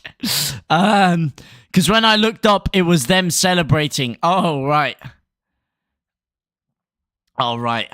Well, thankfully, Villa have not scored 4. It is still 3-3. 20 minutes left on the clock. 13 whole likes, by the way. Can I say, the only thing better than your guys' support right now is the performance by some of these Leeds United attackers. And Dan James, has Dan James been booked there? Or is that Konza who's been booked or Dan James? There should be a Dan James free kick and a Konza booking. It is a Konza booking. Lovely pressure again by Dan James. It's at 13 now, bro. It is indeed. I would recommend some, recommend some what? Some water, because I can really do with that right now. You can still play Ultimate Team in jail. Depends on the prison. And depends on your rep. And your rep in the community. How many voice cracks you having tonight? Too many. Rafinha whips it in. The free kick, though. It's gone all the way through. And it's another Leeds United corner. 70 minutes, 42 seconds on the clock. Just under 20 minutes of regulatory time left in the game. Stuart Dallas this time taking the corner after a couple of wayward set pieces by Rafinha. 7 corners so far for Leeds United. Moreno coming short. Dallas whips his hand up. And he slashes it straight into the first man. And it's another corner for Leeds. Joint Mason Greenwood. Well, that's one hell of a topic / story right there. One hell of a allegation that's been leveled against him, that's for sure. No, the second best thing is F and F9 family. Oh, I mean, you guys are my family. And you guys are the best thing going right now. I'll tell you that for nothing. Bring on Joffy Gelhard and Cream. I'm not sure Joe Gelhard and Cream is a good combination there, because Cream has a tendency to explode flames into even larger ones than what they are. And let me tell you something. Joe Gelhard is one hot ass flame. He is pure fire. So, bit of Cream on there could cause serious flammable damage to Villa Park. 14 what? I'm crying, you are my baby. Fast and Furious family. Oh my god, that was the worst voice crack I've ever seen. Ooh. Oh my god. Alright, come on. It will all be worth it if Leeds can snatch the win. Not even snatch the win. Graft the win. Oh. Here we go. The game is slowing down a little bit. Leeds sucking the pace out of the game. Villa haven't been able to do anything so far this half. Can I tell you a joke? Absolutely you can. As long as it's not a knock-knock joke. Because then, I'd have to kill you. All jokes, of course. I do not condone violence of any sort. If anyone is watching, that was, of course, completely satirical. Oh, here we go. Dan James now. Dan James whipping it in. It would be a good draw or win. I'd take a draw at the start. Oh, my God. Oh, clinch with the beauty of a chance. Oh, my God. Oh, my God. It's given away. Lovely play by Rodrigo Moreno again. And Klitsch has a beauty of a chance. And he slashes it down the middle.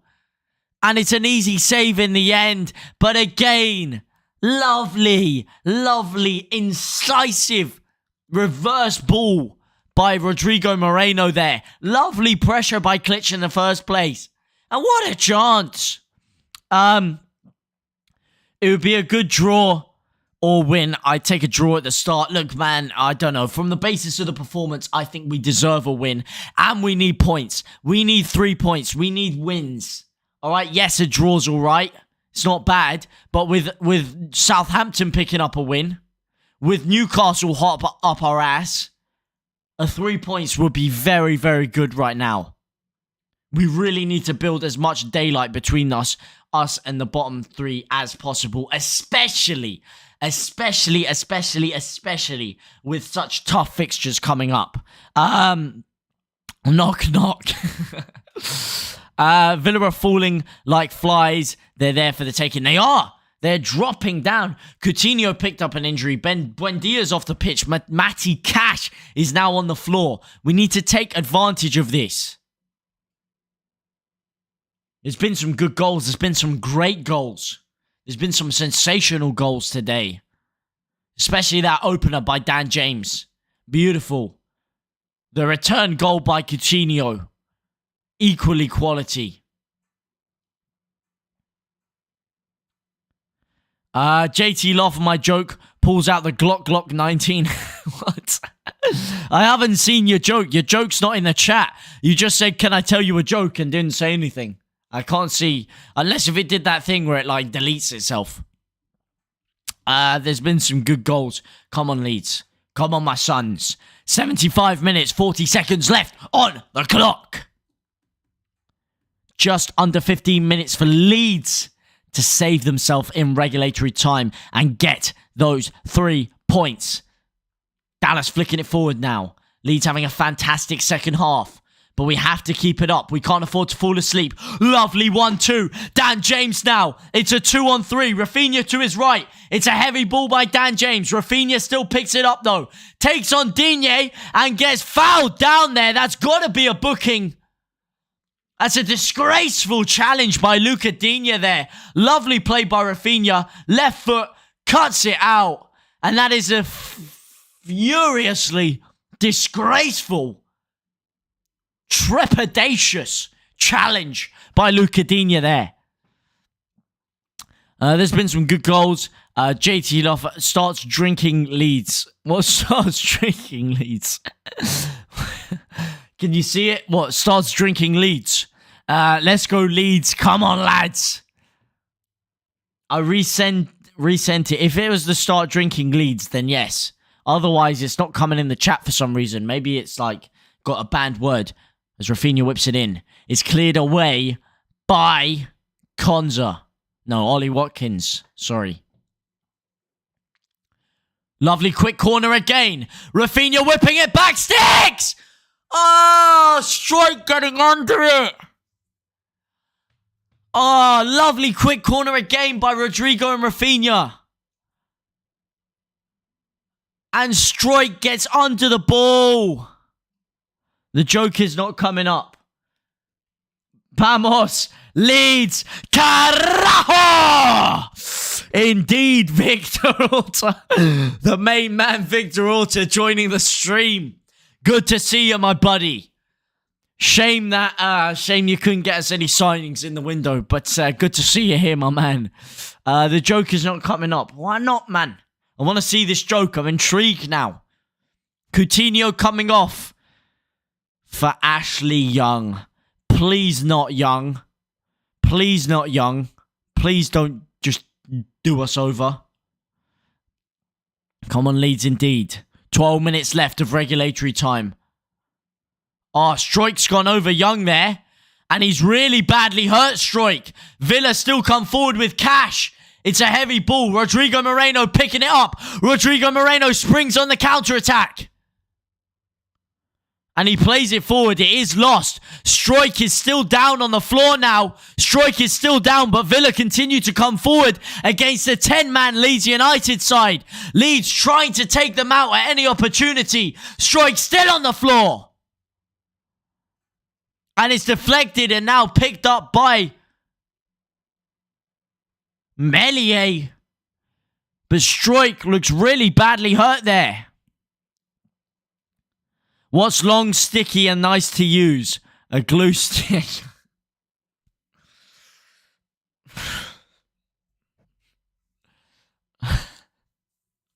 Moment of silence for that one, please. Moment of silence for that one. Moment of silence for our fallen soldiers. He's landed on that. He has. He's jumped over. He's jumped over. Oh, I can't even think straight anymore. I can't even think straight. I think it wasn't Luca Digne because Dan James has just clattered Luca Digne. I forgot who it was now. It was Ollie Watkins, I think. He's jumped over him and he's landed on his spine. Well, like his spine has gone into Ollie Watkins' head. And then he's landed really bad on his back there. And he looks to be in serious discomfort. But Dan James, I mean, Leeds were hungry to get that free kick while Stroik was down. And Dan James has just absolutely clattered Digne into another dimension there. Here we go. Come on. 80 minutes on the clock. 10 minutes left.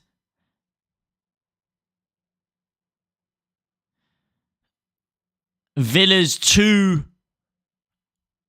on paper, most dangerous attackers off the pitch. They have brought Ashley Young on though. Calvin Ramsey, the goal scorer, still on the pitch.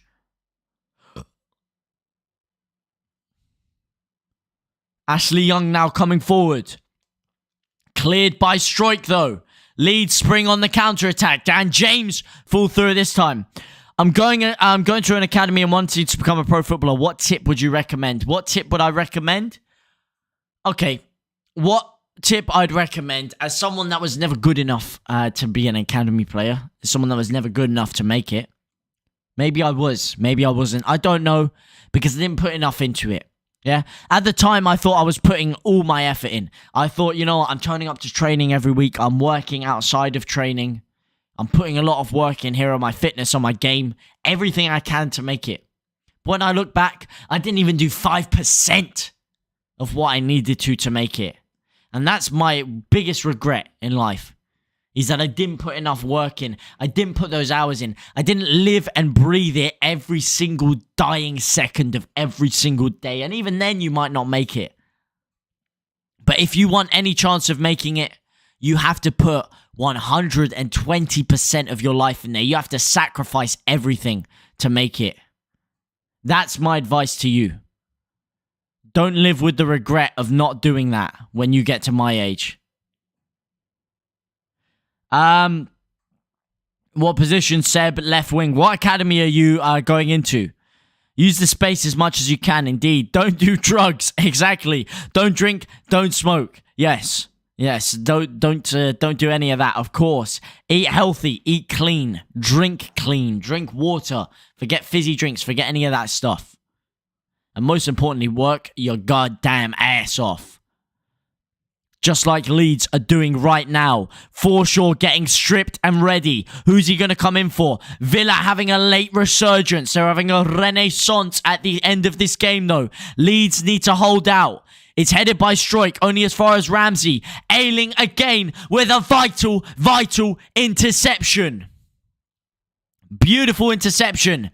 Leeds fans, Leeds players furious on the touchline as Dan James is fouled. Again, another Leeds player's down. And Villa come forward with Digne this time. Ayling with the touch. McGinn beating him out. Klitsch on the floor now. Villa still come forward against the 10-man Leeds side. Klitsch unable to get to his feet. Mings rips the shot. It's saved by Meslier. I mean, first of all, it was all the Villa players dropping like flies. Now it's Leeds' players dropping like flies. The coaching staff for Leeds, absolutely livid. Livid that it's not being stopped. Livid that Dan James didn't earn a free kick there. This is mental. This is mental. This is one of the maddest games I've seen all season. If you're a neutral right now, you are this is one of the games of the year if you're a neutral. One of the games of the decade if you're a neutral. This has been one of the most energetic end-to-end games I've seen. I mean, it was especially in the first half. Second half, we have dominated the majority of it. But this last 10 minutes has been ridiculous. I'm going to BJFC. Who's BJFC? I'll play for Leeds and knee slide when letting you all hold my Ballon d'Or. Forshaw on. Tyler Roberts is coming on for Dan James. Klitsch is off. Forshaw's on. And I believe Dan James might be coming off as well. He looks mortified. Oh, Dan James is off. He looks absolutely Wait, is he off? He's not coming off. He doesn't want to come off. He ain't coming off. He's staying on there. Bielsa always leaves the subs too late, man. But we've been playing well. I don't think you could say the subs have been left too late. I don't want to see Dan James come off, though. I think they thought he was hurt, so they were going to bring him off. But he's given them a nod as to say, get your ass out of here if you think I'm coming off the pitch. And Tyler Roberts has put his big bib back on. Roberts ain't happy. Mings with the interception. I mean, that's very tough on Tyler Roberts there. But, I mean, I think it would have been harsh on Dan James for him to come off in the first place when he's on a hat-trick. Big defensive sliding interception by Rodrigo Moreno once again. Beeston Junior FC. It's close to, that's close to Ellen Road, isn't it? My geography's bad, but I remember getting off the bus at Beeston once to walk to Ellen Road. What's FPL? Fantasy Premier League. Fantasy football. I think someone just typed something that got deleted, by the way. If that was you, resend it. Forshaw trying to pressurize him. Ollie Walker. Oh, no. Dallas. There was a goal kick there. There was a goal kick. It's flicked in. And Dallas has just headed it out for a corner kick for Villa. Yes, I used to live in Beeston Low. Well said, JT. I'm absolutely bricking it right now. Luca Digne with a corner. Luca, please get this out. Please, come on, man. I can't deal with this. I don't know. I may look calm, but I actually feel so sick right now. I feel so goddamn sick. Get this out. Get it out. Meslier with the catch. Come on. Hey, ref, man. He's gone for the quick throw-in. And Konza's off. Get him out of there. Get him out of there, my son. Konza is off. He's just given Meslier a knockout blow there. Get your ass off the pitch. Meslier catches the ball. He finally catches it. He goes for a quick throw-in. And Konza just elbows him in the side of the face. How is that a yellow and then a red? That should be a straight red. That should be a straight red. That's disgraceful. Oh my God. Where's the website for FPL? I think I linked mine. I linked my league in the description. It's just, if you type in FPL, it will come up. I'm going to be honest, it's a pretty big thing. It's the Premier League app that do it, actually. Sorry. It's the Premier League app that do it. Might have to get Dan James on FPL. Exactly, man. Exactly. I've been missing. He's probably hella cheap as well. He probably is hella cheap. Life of a Leeds supporter, always bricking it. Couldn't have put it better myself, my man. Couldn't have put it better myself. But guess what? Wouldn't change it for the world. 88 minutes. 2 minutes left of regulatory time. Villa now down to 10 men. This is a chance. Where there's a will, there's a way. So get your ass up. Feel the rhythm. Feel the rhyme. And get on up. Because it's bobsleigh time. Callum Chambers on the pitch for Ramsey. Chambers, who have scored, of course, scored against Leeds in the Carabao Cup for Villa with his first touch of the for Arsenal with his first touch of the game coming off the bench. This is our win. To right, Meslier with the header. Come on, 10 men Villa are down to. This is the chance. 1 minute left of regulatory time. You can only suspect there's going to be at least 5 minutes of added time with the amount of players that have gone down. We conceded a last-minute winner against Chelsea. We've conceded last-minute goals a lot this season. We scored a last-minute equaliser against Brentford. Can we score a last-minute winner against Villa now? Lovely pressure by Dan James again. Dan James is everywhere today. What a performance. And a disgraceful challenge there. Who is it? I can't see. They're scrapping on the pitch now. Rafinha going in. Ashley Young. Rafinha, give him a hook. No, don't give him a hook. It's Matty Cash on Rodrigo. That's a meaty challenge and a half there. That's got to be a booking. That's a reckless challenge. Rash Allen, reckless. He's a tough cookie and he'll carry on indeed. But Bielsa is furious. The rest of the Leeds technical team are furious. That Leeds technical area is erupting right now. Rodrigo looks really badly hurt down there. No, that's Dan James, sorry, who's down.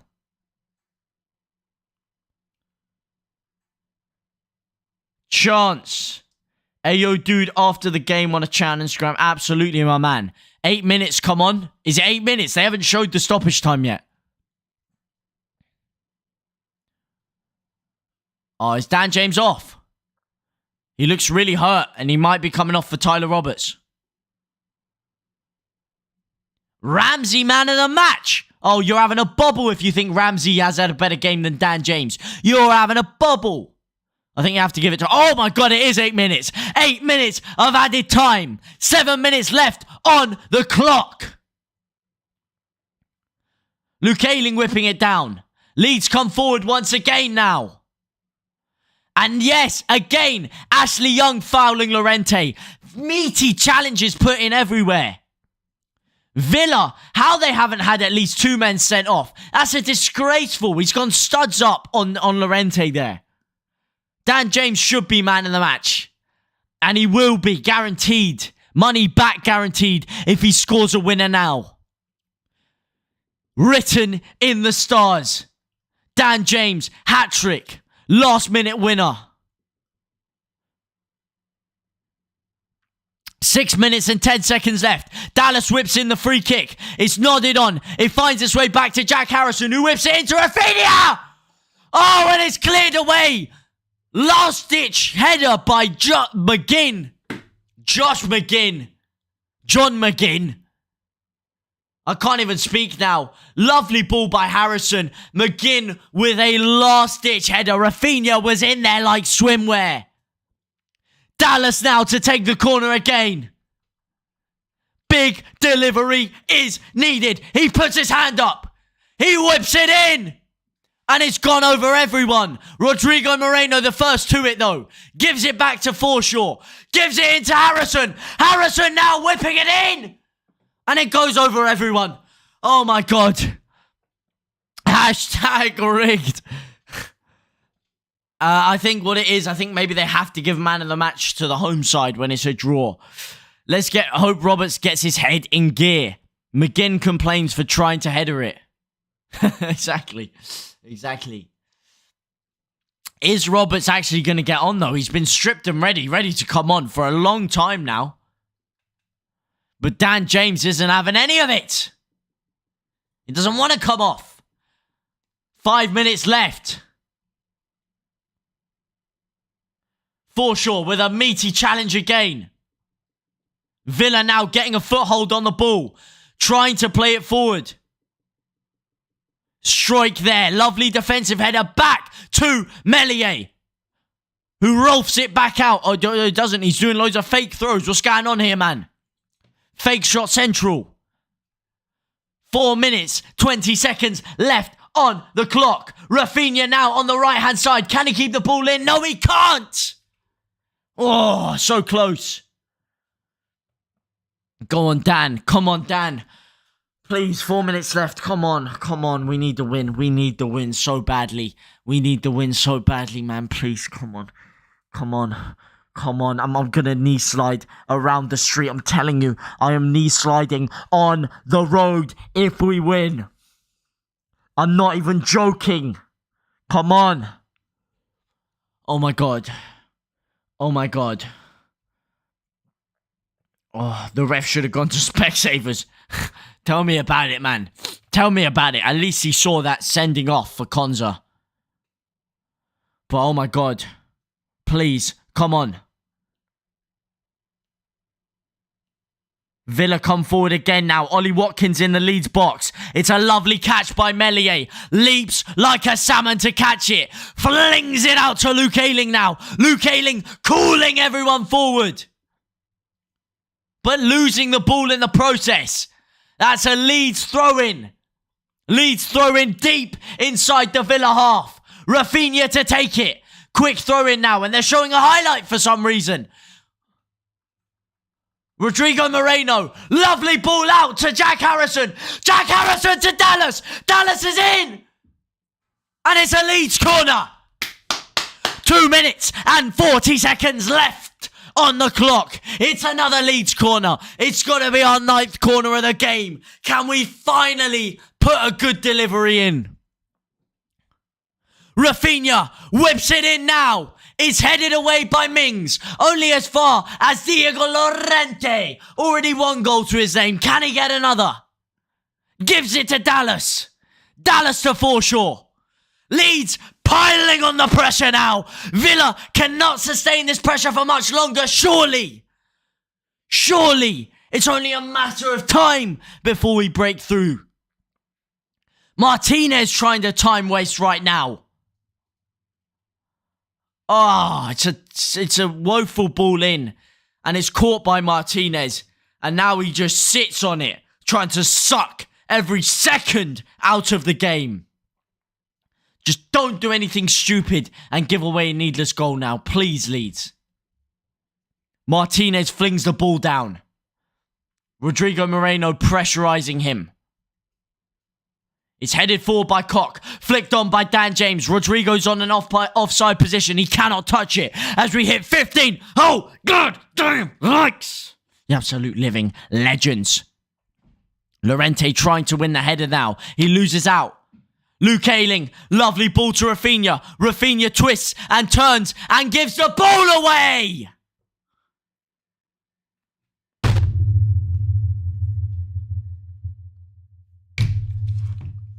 Oh, man. Definitely the best streamer to watch. Thank you very much, man. I'm nothing without you guys, like I say. I really am nothing without you guys. I am a mere custodian of your time and contribution to this. But it looks like it's over now. 97th minute, 45 seconds left. Villa with a free kick deep inside that Leeds half. Stupid play by Rafinha there to give that away. Just don't concede now. Don't concede. Villa are piling everyone forward. Do not concede. It's whipped forward by Douglas Luiz. Mings nods it down. Strike gets it out. Matty Cash with the throw-in now. He's trying to channel his inner Rory. Just get it out, please get it out. But get it out, get it out, get it out. Get it out. Get this ball the hell out of there. Get it out, please, please, please. Do not let this through. Do not let this through. Do not let this through. Get this the hell out of there. Get it the hell out of there. It's gone in. Ayling controls it down. Clear it, Ayling, man! Howie!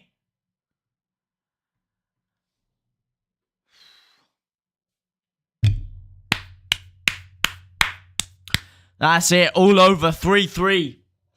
3-3 and an absolutely fantastic, resilient, hard-fought victory by Leeds there. So unlucky not to get the win. By far the better side. So dominant for large encounters of the game. 3-3 at the end. If it wasn't for that 10-minute spell, Villa offered nothing. Leeds so unlucky not to walk away with all 3 points. The tail of our campaign yet again. But we go behind. We take the lead early on. And then we go behind. We get sucker punched 3 times. Go down 3-1. But yet we fight back. We're resilient. We show heart. We dig in. And dominate. Dominate 3-3. A fantastic game. One of the games of the season. If you're a neutral, or if you somehow haven't been able to watch this game, even if you're a Leeds fan, watch this game, even if it's just the highlights. Or even if, watch the whole 90 minutes if you can. If you can find a way to watch the whole 90 minutes, please do. I'm telling you, because that was one of the most sensational games I've seen all year. Rodrigo got booked. He did for smashing the ball away at the end there. Good match. I want to talk against the JT. I will in just a bit. What a comeback. What a match. What a comeback. What a match indeed. We were good. We were better than good. We were outstanding today. Outstanding. Aside from sloppy defensive performances in certain parts. Outstanding. Great show, JT. Cheers, bro. Thank you very much, Stevie C, my man. I love you, my brother. Thank you so much for that. Leeds now just 5 points ahead of Newcastle with some big games coming up. 4 points ahead of Everton. Little cushion over them, and we do have them coming up. Brentford now tied on points with us having 2 games in hand. Palace just 2 points ahead of us with, again, a game in hand for Leeds. Yo, JT, let me know when you're streaming FIFA before you go, bro. I won't be streaming today because it is late, and I had training. I had training, MMA training a couple of hours ago, and my body is absolutely done. So what I need to do after this is go lie down and ice my whole body. But yes, I will be streaming hopefully tomorrow. Well done, JT. Good shout. Good shout indeed. Well, what can we say about this game? What can we say? I mean, Dan James today, absolutely sensational. How they gave the man of the match to Calvin Ramsey, I will never know. Yes, he scored a couple of nice goals. But Dan James, from the first minute, Dan James was absolutely sublime. Orgasmic.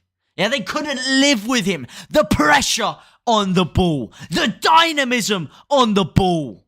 The link-up play with Jack Harrison. Even when he'd lose out, he'd be right behind you, pressing you from behind, from in front.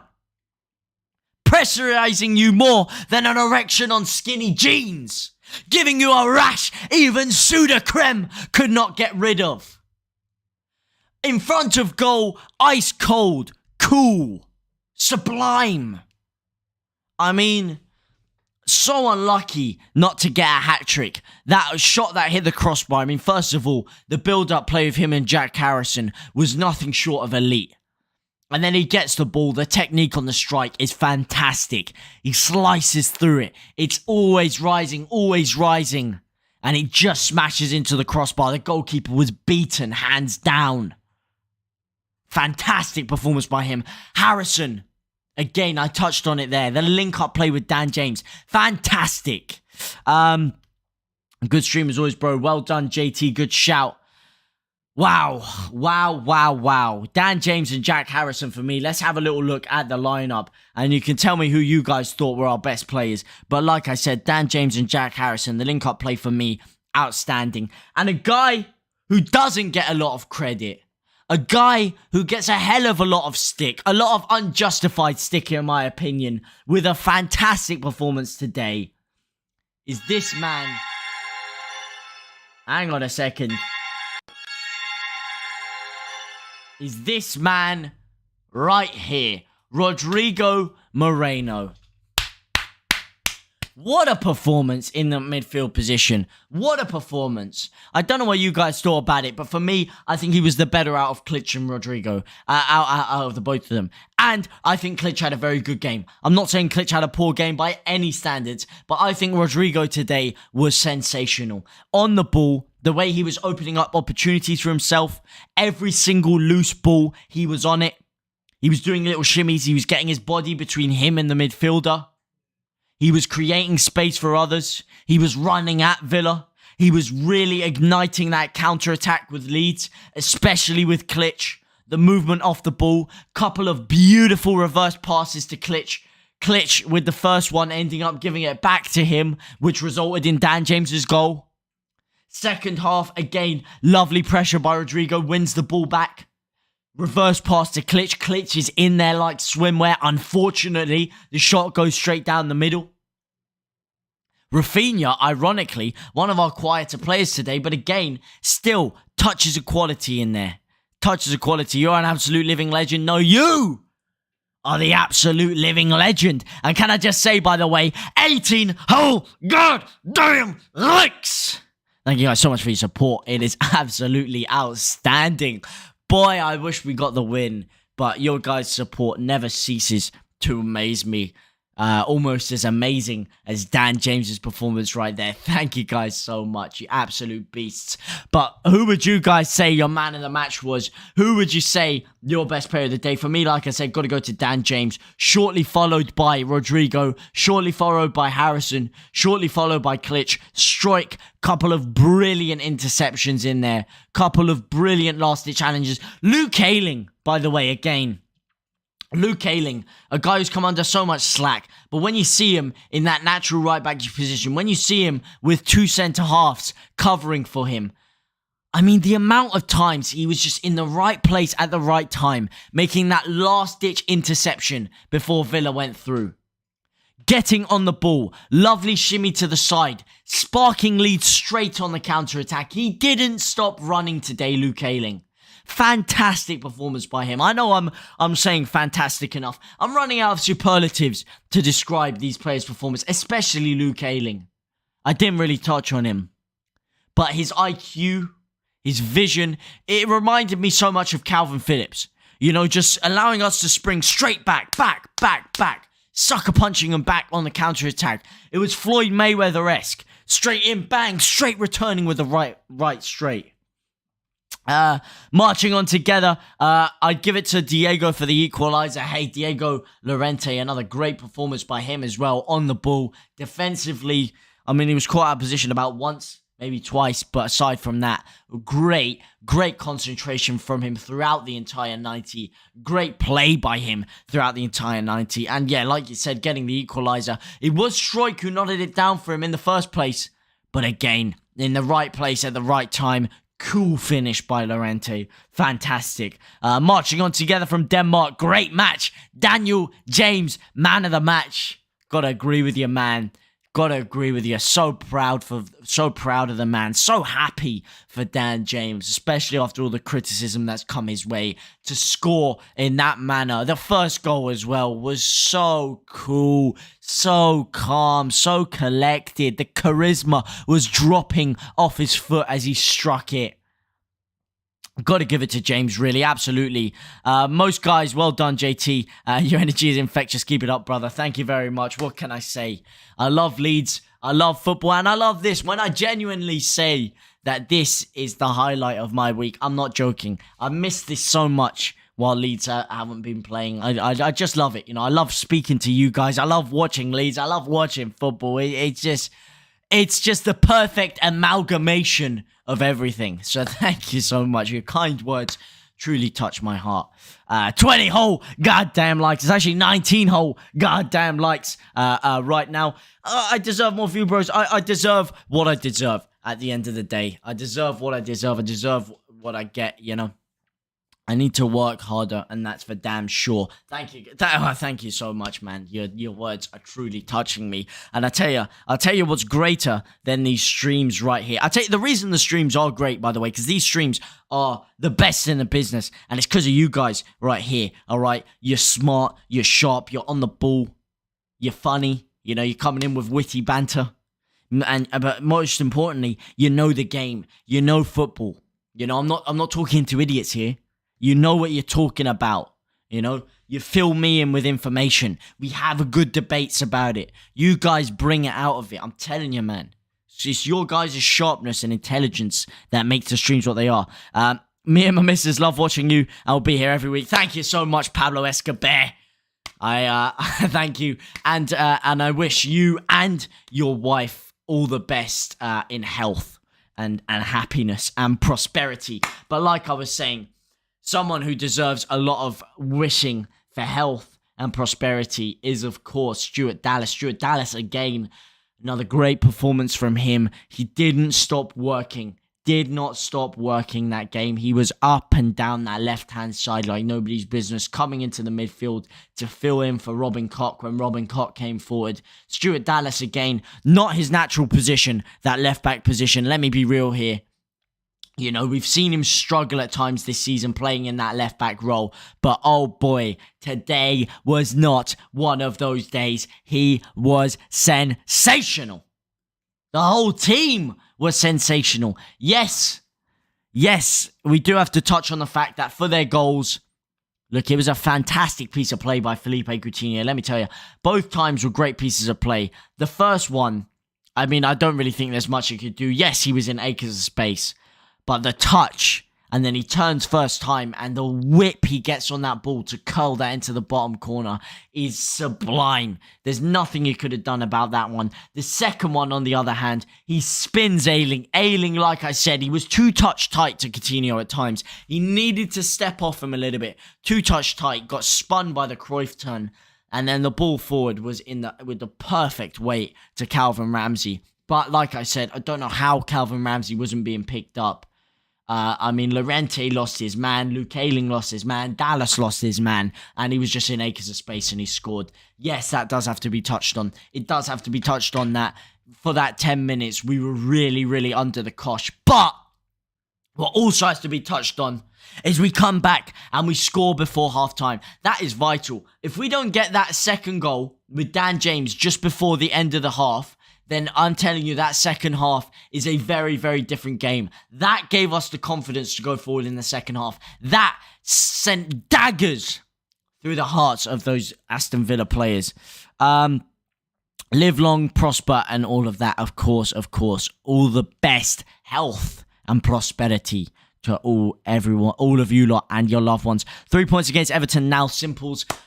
Hey, that's massive. That's massive because, look, we got the shaft. We got the shaft when it comes to that Liverpool fixture because they stuck it right in between Man United and Tottenham. Can I say I'm going to that Man United game? So I'm sorry, I won't be streaming the Man U game. That's the one game I won't be able to stream because it's been a lifelong dream of mine to go to Leeds versus Man U at Ellen Road ever since I was young. That's the one game I've been dying to say, and I am so touched that I've been managed to get the tickets. I'm so happy. I'm going to go with my dad. And I haven't been to a Premier League game with my dad yet, so that's going to be special in and of itself. But, man, that I cannot wait for that. So I'm sorry that I'm not going to be streaming that one. But it's a once-in-a-lifetime opportunity for me, going to Ellen Road to see Leeds versus Man U. I had to do it. Near the end, I started thinking I'm next to Cram Pablo. Exactly. Mate, my legs were feeling the pain. My legs were feeling the pain of that. You know, when everyone's going down, there was meaty challenges going in left, right, and goddamn center. But Pablo Atrecki as well. Leeds fans are the elite. Leeds fans are the elite of the elite. The creme de la creme, let me tell ya. Don't remember 8 minutes extra time ever. Mate, I tell ya, that 8 minutes of extra time went in about 2 minutes flat. My heart was beating so fast, so hard. I was sweating so much that 8 minutes just clicked by like that. I can't believe we didn't manage to get it, but hey, give them hell for us, JT. I will indeed, mate. I know it's a 2 o'clock kickoff, but I'll be having a few pints before the game, I'll tell you that much. Gonna make sure I'm there nice and early. I still got my ticket from Leeds versus Charlton Athletic from 2004. Flipping hell, man. That's a throwback and a half right there. I've kept all my tickets, to be fair. I keep them all and I frame them away. And I put them away somewhere to keep for future reference. Just you know, I'll probably put them on the wall at some point, you know. Especially if Leeds do the business. Like that Millwall game I went to last year. Not last year, 2 years ago, the 3-2. Wow, what a game that was. What a game that was. I'm so glad I have that. That's going to be a memory I have forever. That ticket is getting framed. But let me tell you something. A game equally as crazy as that. A game with equally as much jeopardy on the line as that. With as many twists and as many turns and as much heartshed was this game right here. This is honestly, I mean, you may think I'm waffling, but that is one of the craziest games I've seen in ages. Absolutely end-to-end. Challenges flying in from everywhere. Dan James, what a warrior, by the way. They tried to bring him off about 3 times for Tyler Roberts after getting clattered. And he just stayed on. And look, a lot of people say Dan James doesn't have any strength about him. He's too weak for the game. But he was slashing everyone down. He bodied Mings off the ball. He bodied Digne off the ball. He bodied Cash off the ball. He was flying in everywhere, putting himself about. He's got physicality, and he's grown and developed so much since joining Leeds. This is what I said, man. It's Dan James reborn. This ain't the same Dan James. Do not be mistaken in thinking that this is the same Daniel James that played for Manchester United. This is not the same Dan James. This is Dan James, goddamn reborn. Let me tell you. I have tickets from 1975. Whew! Goddamn. That was, of course, the year where we got cheated out of that Champions League final. If you had tickets to that one, then, wow, I really feel sorry for you that you had to witness that robbery on that day. It's a mess now, but the condition makes it all more special. Oh, yeah, absolutely, man. Absolutely. Absolutely. Bit discolored, disfigured, probably smells a little bit, maybe a little bit crumpled, but you can, when you look at that ticket, it puts you back into that game. It just sucks you back into the atmosphere there. And just really brings the emotions out of you. Night all, top bunch. Night Joe Depp, top bunch indeed. Elite, world-class bunch, I'd go as far to say. World-class. I wasn't around then, Rusty. Night Joe, bless indeed. What he needs is for all of us to believe in him, like all of them do, apart from Roberts, lol. Sorry, joking. Support them, lol. Support them all. Just feel like Dan James deserved to say hell no. Oh, of course he did. He was on a hat-trick. You could have maybe brought Tyler Roberts on for someone else, and I do feel bad for Tyler Roberts. But look, like you say, Dan James had every right to want to stay on the pitch there. As a player, you want to stay on the pitch. And Dan James was sensational today. He really was. He really was sensational today. I mean, look, for me, I think we maybe still do need Joe Gelhardt to feature in some of the games. You know, it's yet to be seen whether Dan James can remain this clinical over all the games. But after that Newcastle game, the slack he was under, after Leeds baying to sign a striker, and he comes through and does that, elite. Night Joe marching on together. I went to the semi at home against Barca. Really? Woo! That's a game. Johan Cruyff was playing in that game, if I'm not mistaken, wasn't he? So you got to see Johan Cruyff in the flesh. That's quality, man. Dan James is getting better and better every game. He's getting intelligent. He's getting more intelligent, more sharp every game. And he's getting more confident. In front of goal now. He looked last week in front of goal, he panicked. He panicked a lot. And I think that early goal really did him the world of good. Because once he scored that opening goal, all the confidence was going for him. He's a massive confidence player, is Dan James. He really is. James's interview is up. Can you react to it? Yeah, it's not on... is it on BT Sport? I saw him interviewed earlier, but I didn't hear it because I had it muted. I don't know if they're getting him up here. Let me see if I can try and find it. Let me see if it is anywhere. No, I don't want to see his old interview there.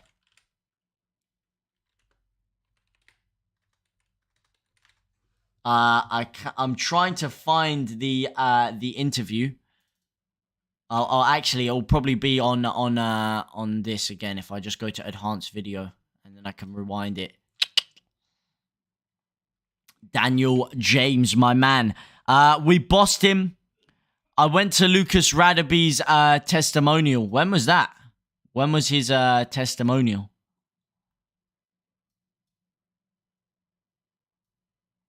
Come on, are they going to show me this? No, they're not showing me the thing. I went to Lucas Radaby. It's on. Is it on YouTube? Is it? Ooh, who's uploaded it? Is it Leeds?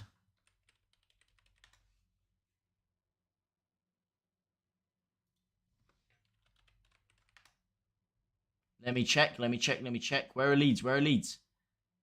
Leeds United official. Come on, my boys. No, it's not up, man. Where are you finding this? Where are you finding Dan James's interview? I went to Alan Smith's last Leeds game. About 16 years ago, bro. See, I wish I could... It's not on Leeds' official YouTube.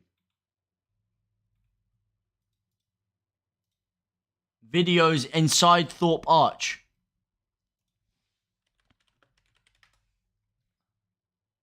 Ah, here we go. Here we go. Yeah, I found it. It was about 16 years ago. Yeah, Leeds' YouTube. Yeah, it is on Leeds' YouTube. Oh, shit. I've got it on the screen there. I'm going to get this whole thing taken off. Let me take that. Let me, how do I, I need to turn this off before I get absolutely clarted by YouTube. Absolutely sent into a new oblivion. Nice. Yeah, Leeds' YouTube. Well, let's hear what he's got to say. Let's hear what the main man has to say.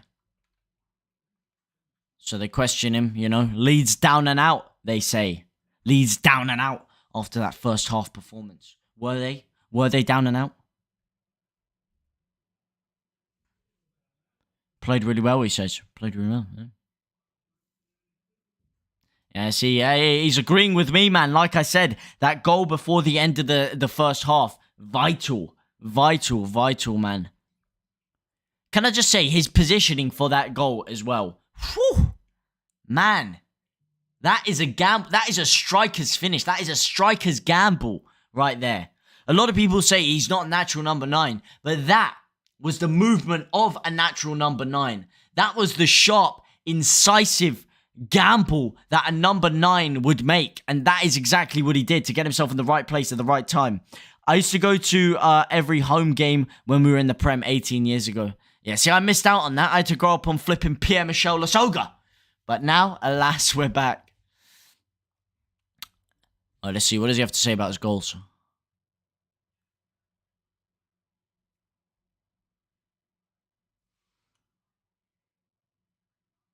I just thought touch and hit it, he says. So it's like I'm saying, man, he's an instinctive player. Like I was saying with his confidence player, he's even admitting it himself, and fair play to the guy for admitting it.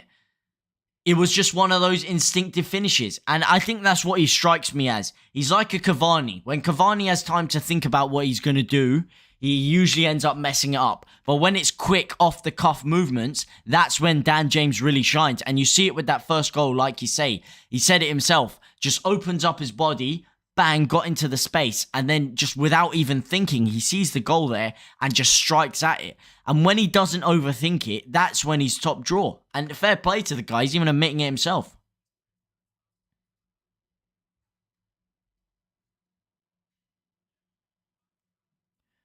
Very similar goals we conceded, he says.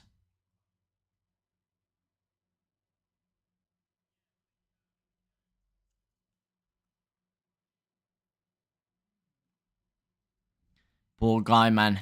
You can see as the guy asked him about his shot hitting the bar there, and you can just see the pain in his eyes, man.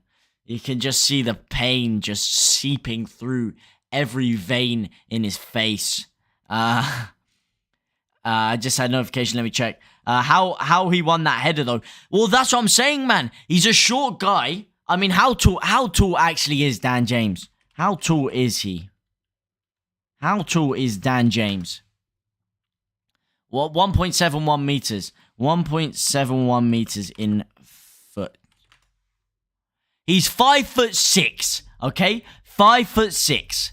And he leapt like a salmon. But this is what I was saying about a striker's movement, a striker's finish. That's exactly what it was. To get himself into that position, to jump up and win the header. He took the gamble, despite being the smaller man, despite being surrounded by 6-foot dons, 6'4" dons, and he wanted it more, and that's why he won it. A lot of luck in getting the ball in there in the first place, but yeah. I remember I went to a game when I was young. It was Leeds 11 versus the World 11. There were some real players, man. Ronaldinho. Wow, man. Damn, you guys have seen some cool players, man. That's why I'm excited. Look, of course, I mean, we have to beat Man U.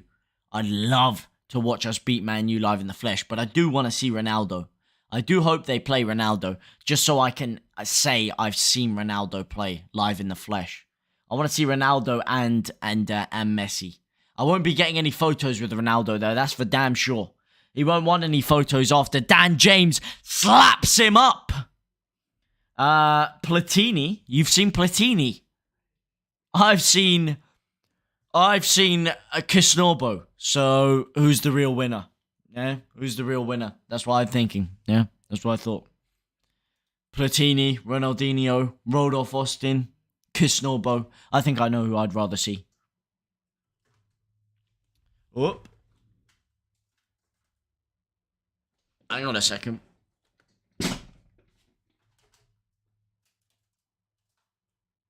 Light's falling off there. My lighting is having a field day. It's moving more than Dan James was at Ellen Road. What was that? When did you see him? Was that Leeds Milan?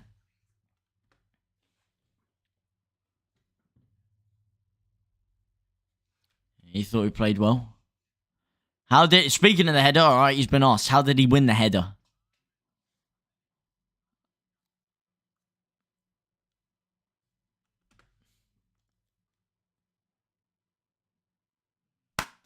Couldn't have put it better myself.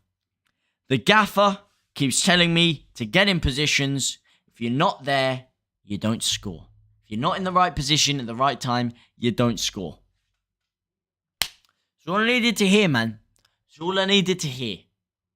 It's all I needed to hear. This guy, you can see the difference already in his game to the guy that played for Man U. You can see the difference in his intelligence. And a lot of people were saying it before. Yes, he didn't play very well at Man U, but he needs a manager like Bielsa to elevate his game. Who knows how to use him, and he knows how to use Dan James. And he's clearly working on getting himself into those right positions. Which is why, yes, against even Newcastle, when he missed a lot of chances, he was still getting himself in and around the area to score. I was in Odense Park when we played Madrid in UEFA 94, lost but beat them 4-3 total. Odense, where even is Odense Park? I don't think I've ever seen that. I heard of that place.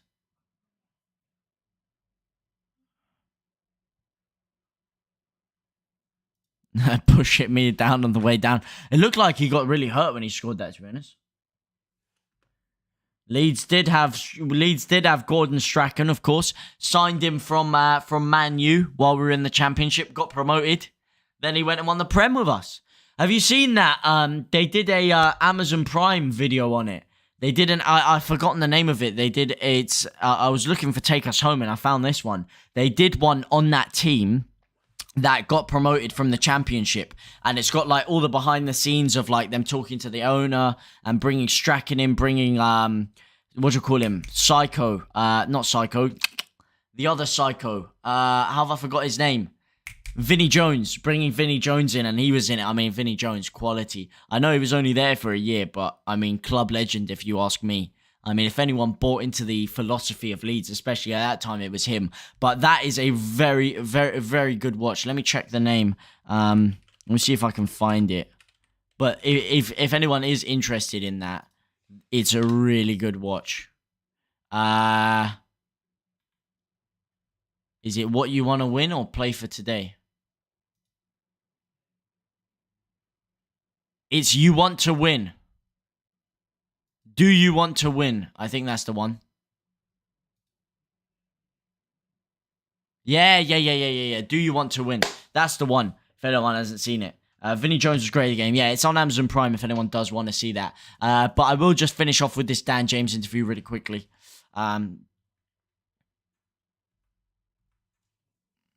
Before the game. Yeah.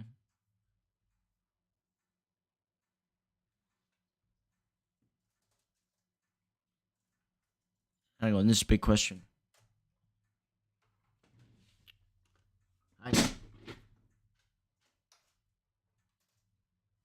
Hang on, that's a really big question there. That's a really big question. So he's basically been asked, obviously they asked Bielsa before the game, what do you see in Dan James? What is it about Dan James in the number 9 role that you are seeing to make you play there? Because of course a lot of people are like, why are you not playing Joffy Gelhard? Why are you not playing Rodrigo Moreno up there? Let's see what he has to say.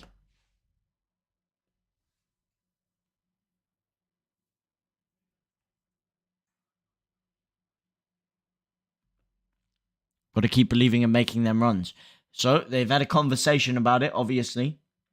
And look, from what he's saying here, it's clear to see Bielsa has a lot of confidence in him. A lot of confidence in him. And it's good to hear that they've obviously acknowledged that there's a fault in his game. He acknowledged, I want to score more goals. I want to create more assists. I want to get involved more. And he's acknowledged that. And look, I mean, he seems to be paying dividends right now. You do have to keep making those runs. Oh! Might not be his preferred position. Ooh. Ooh. Ooh. Okay. Might not be my preferred position, but I really enjoy playing there. Sounds to me like he's a little bit annoyed at the fact that he hasn't been getting a lot of game time on the wing. But instead of throwing his toys out of the pram, he's worked hard and he's getting himself into the right positions. And he's scoring. He does seem like he is very aware of the criticism that's been leveled at him. He's very aware of what people are saying. And he's someone who seems to feed in that quite a bit. Because like I said, he is a confidence player.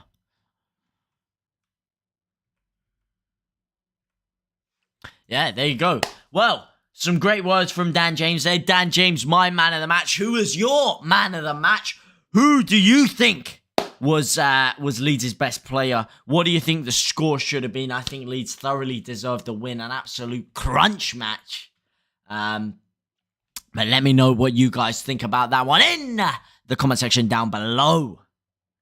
Pascal Van Strijk, man of the match. Virgil Van Strijk to you, my man. Feel sorry for Joffy. Yeah, I feel more sorry for Tyler Roberts than Joffy, if I'm honest. Joffy Gelhard, you know, it's his first game back from injury anyway. Tyler Roberts was sat on the sideline for 15 minutes thinking he was going to come on. But, you know, Dan James had a blinder, and that's how it is, you know. That's what it is at the end of the day.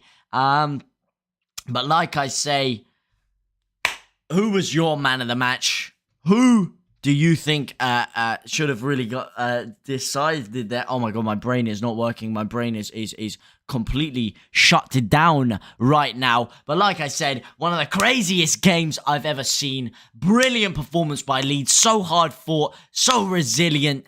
Just a beautiful performance all round. Thank you guys so much for watching. And I've been your boy JT. Come on, Leeds. I'll see you in the next one. Fair play to DJ. Fair play indeed. Before I do go, of course, quick shout out to Holy Ghost, Pablo Escobar, my man.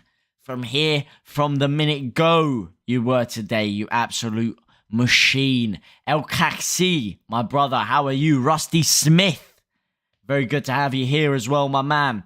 Shout out, of course, to Joe Depp. Joe Depp, the regular, as always, in here. Stevie C, shout out to you, my man. Sebi, Sebastian, whatever you want to call him, absolute legend. Big Smoke, love from India. Love to you, my brother. Ghost Spectre 83, absolute legend. Shout out to you, my man. Logan Battison, shout out to you, my brother. Shout out to the Sumerian gods. Shout out to them indeed. Shout out to Victor Orta as well. My man with the Vamos Leeds Carajo. Rodrigo sounds on it. What's long? Sticky. I'm not going into that one again. Shout out to my boy, Football Fan. Shout out to Joe Depp, Logan Battison, Pablo Escobar, once more. Holy Ghost, Football Fan. Am I missing anyone here? Dave Galea. Sam Morley's Chicken. I know it hasn't been good for your boys getting slapped up today, but hey, thanks for your contribution as always. Shout out to all the munchkins. Shout out to all the legends. And for the last time today, Vamos Leeds Carajo! I'll see you guys all in the next one. Thank you guys very much. It's been a pleasure. And I love you and leave you. Au revoir.